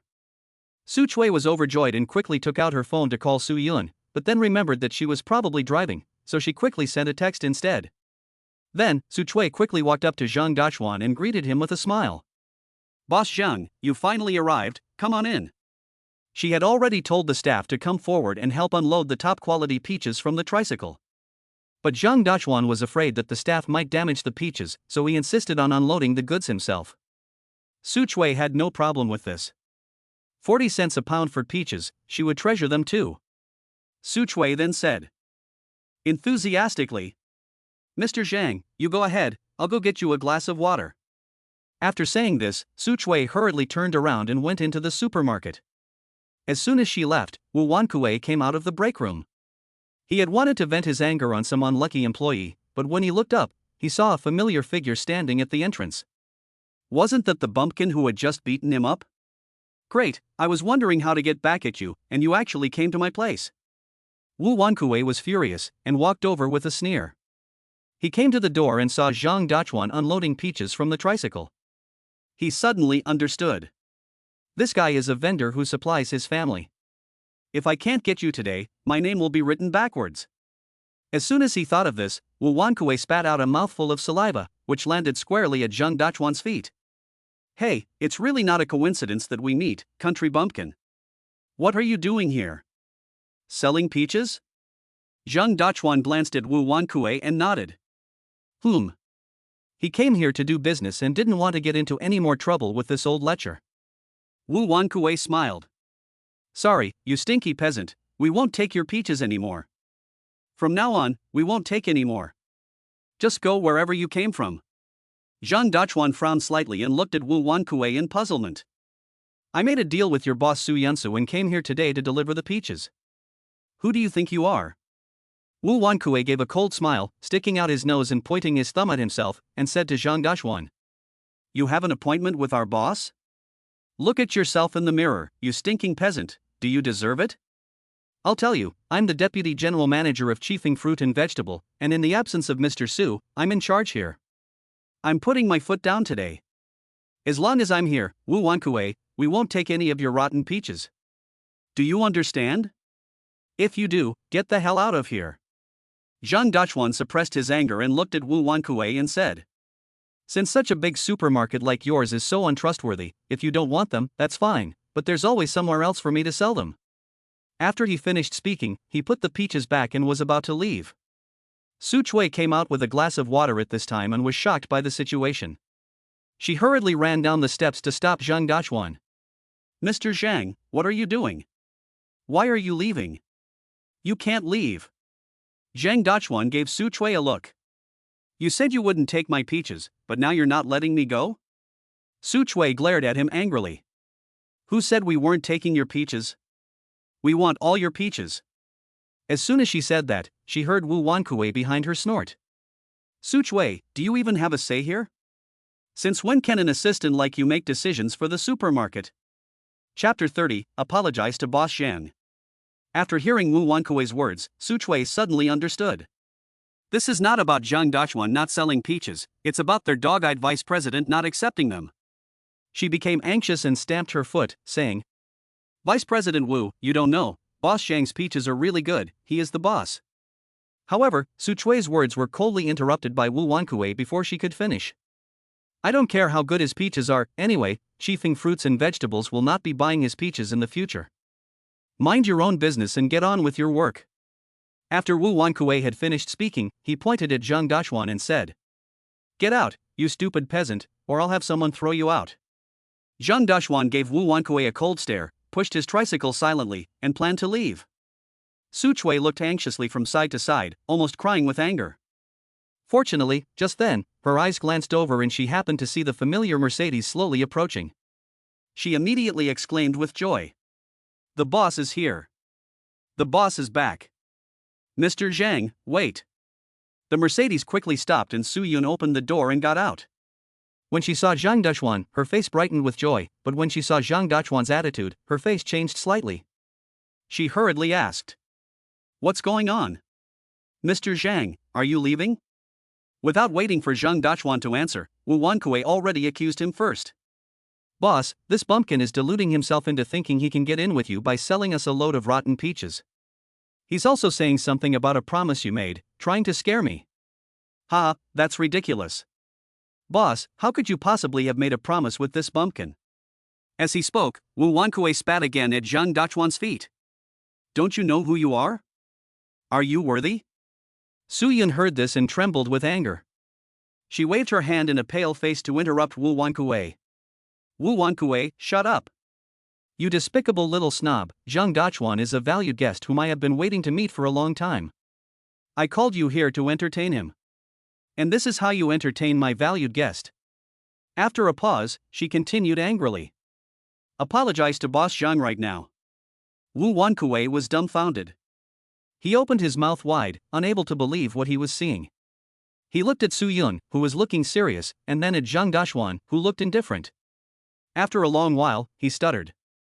Boss, you want me to apologize to this stinking peasant for this?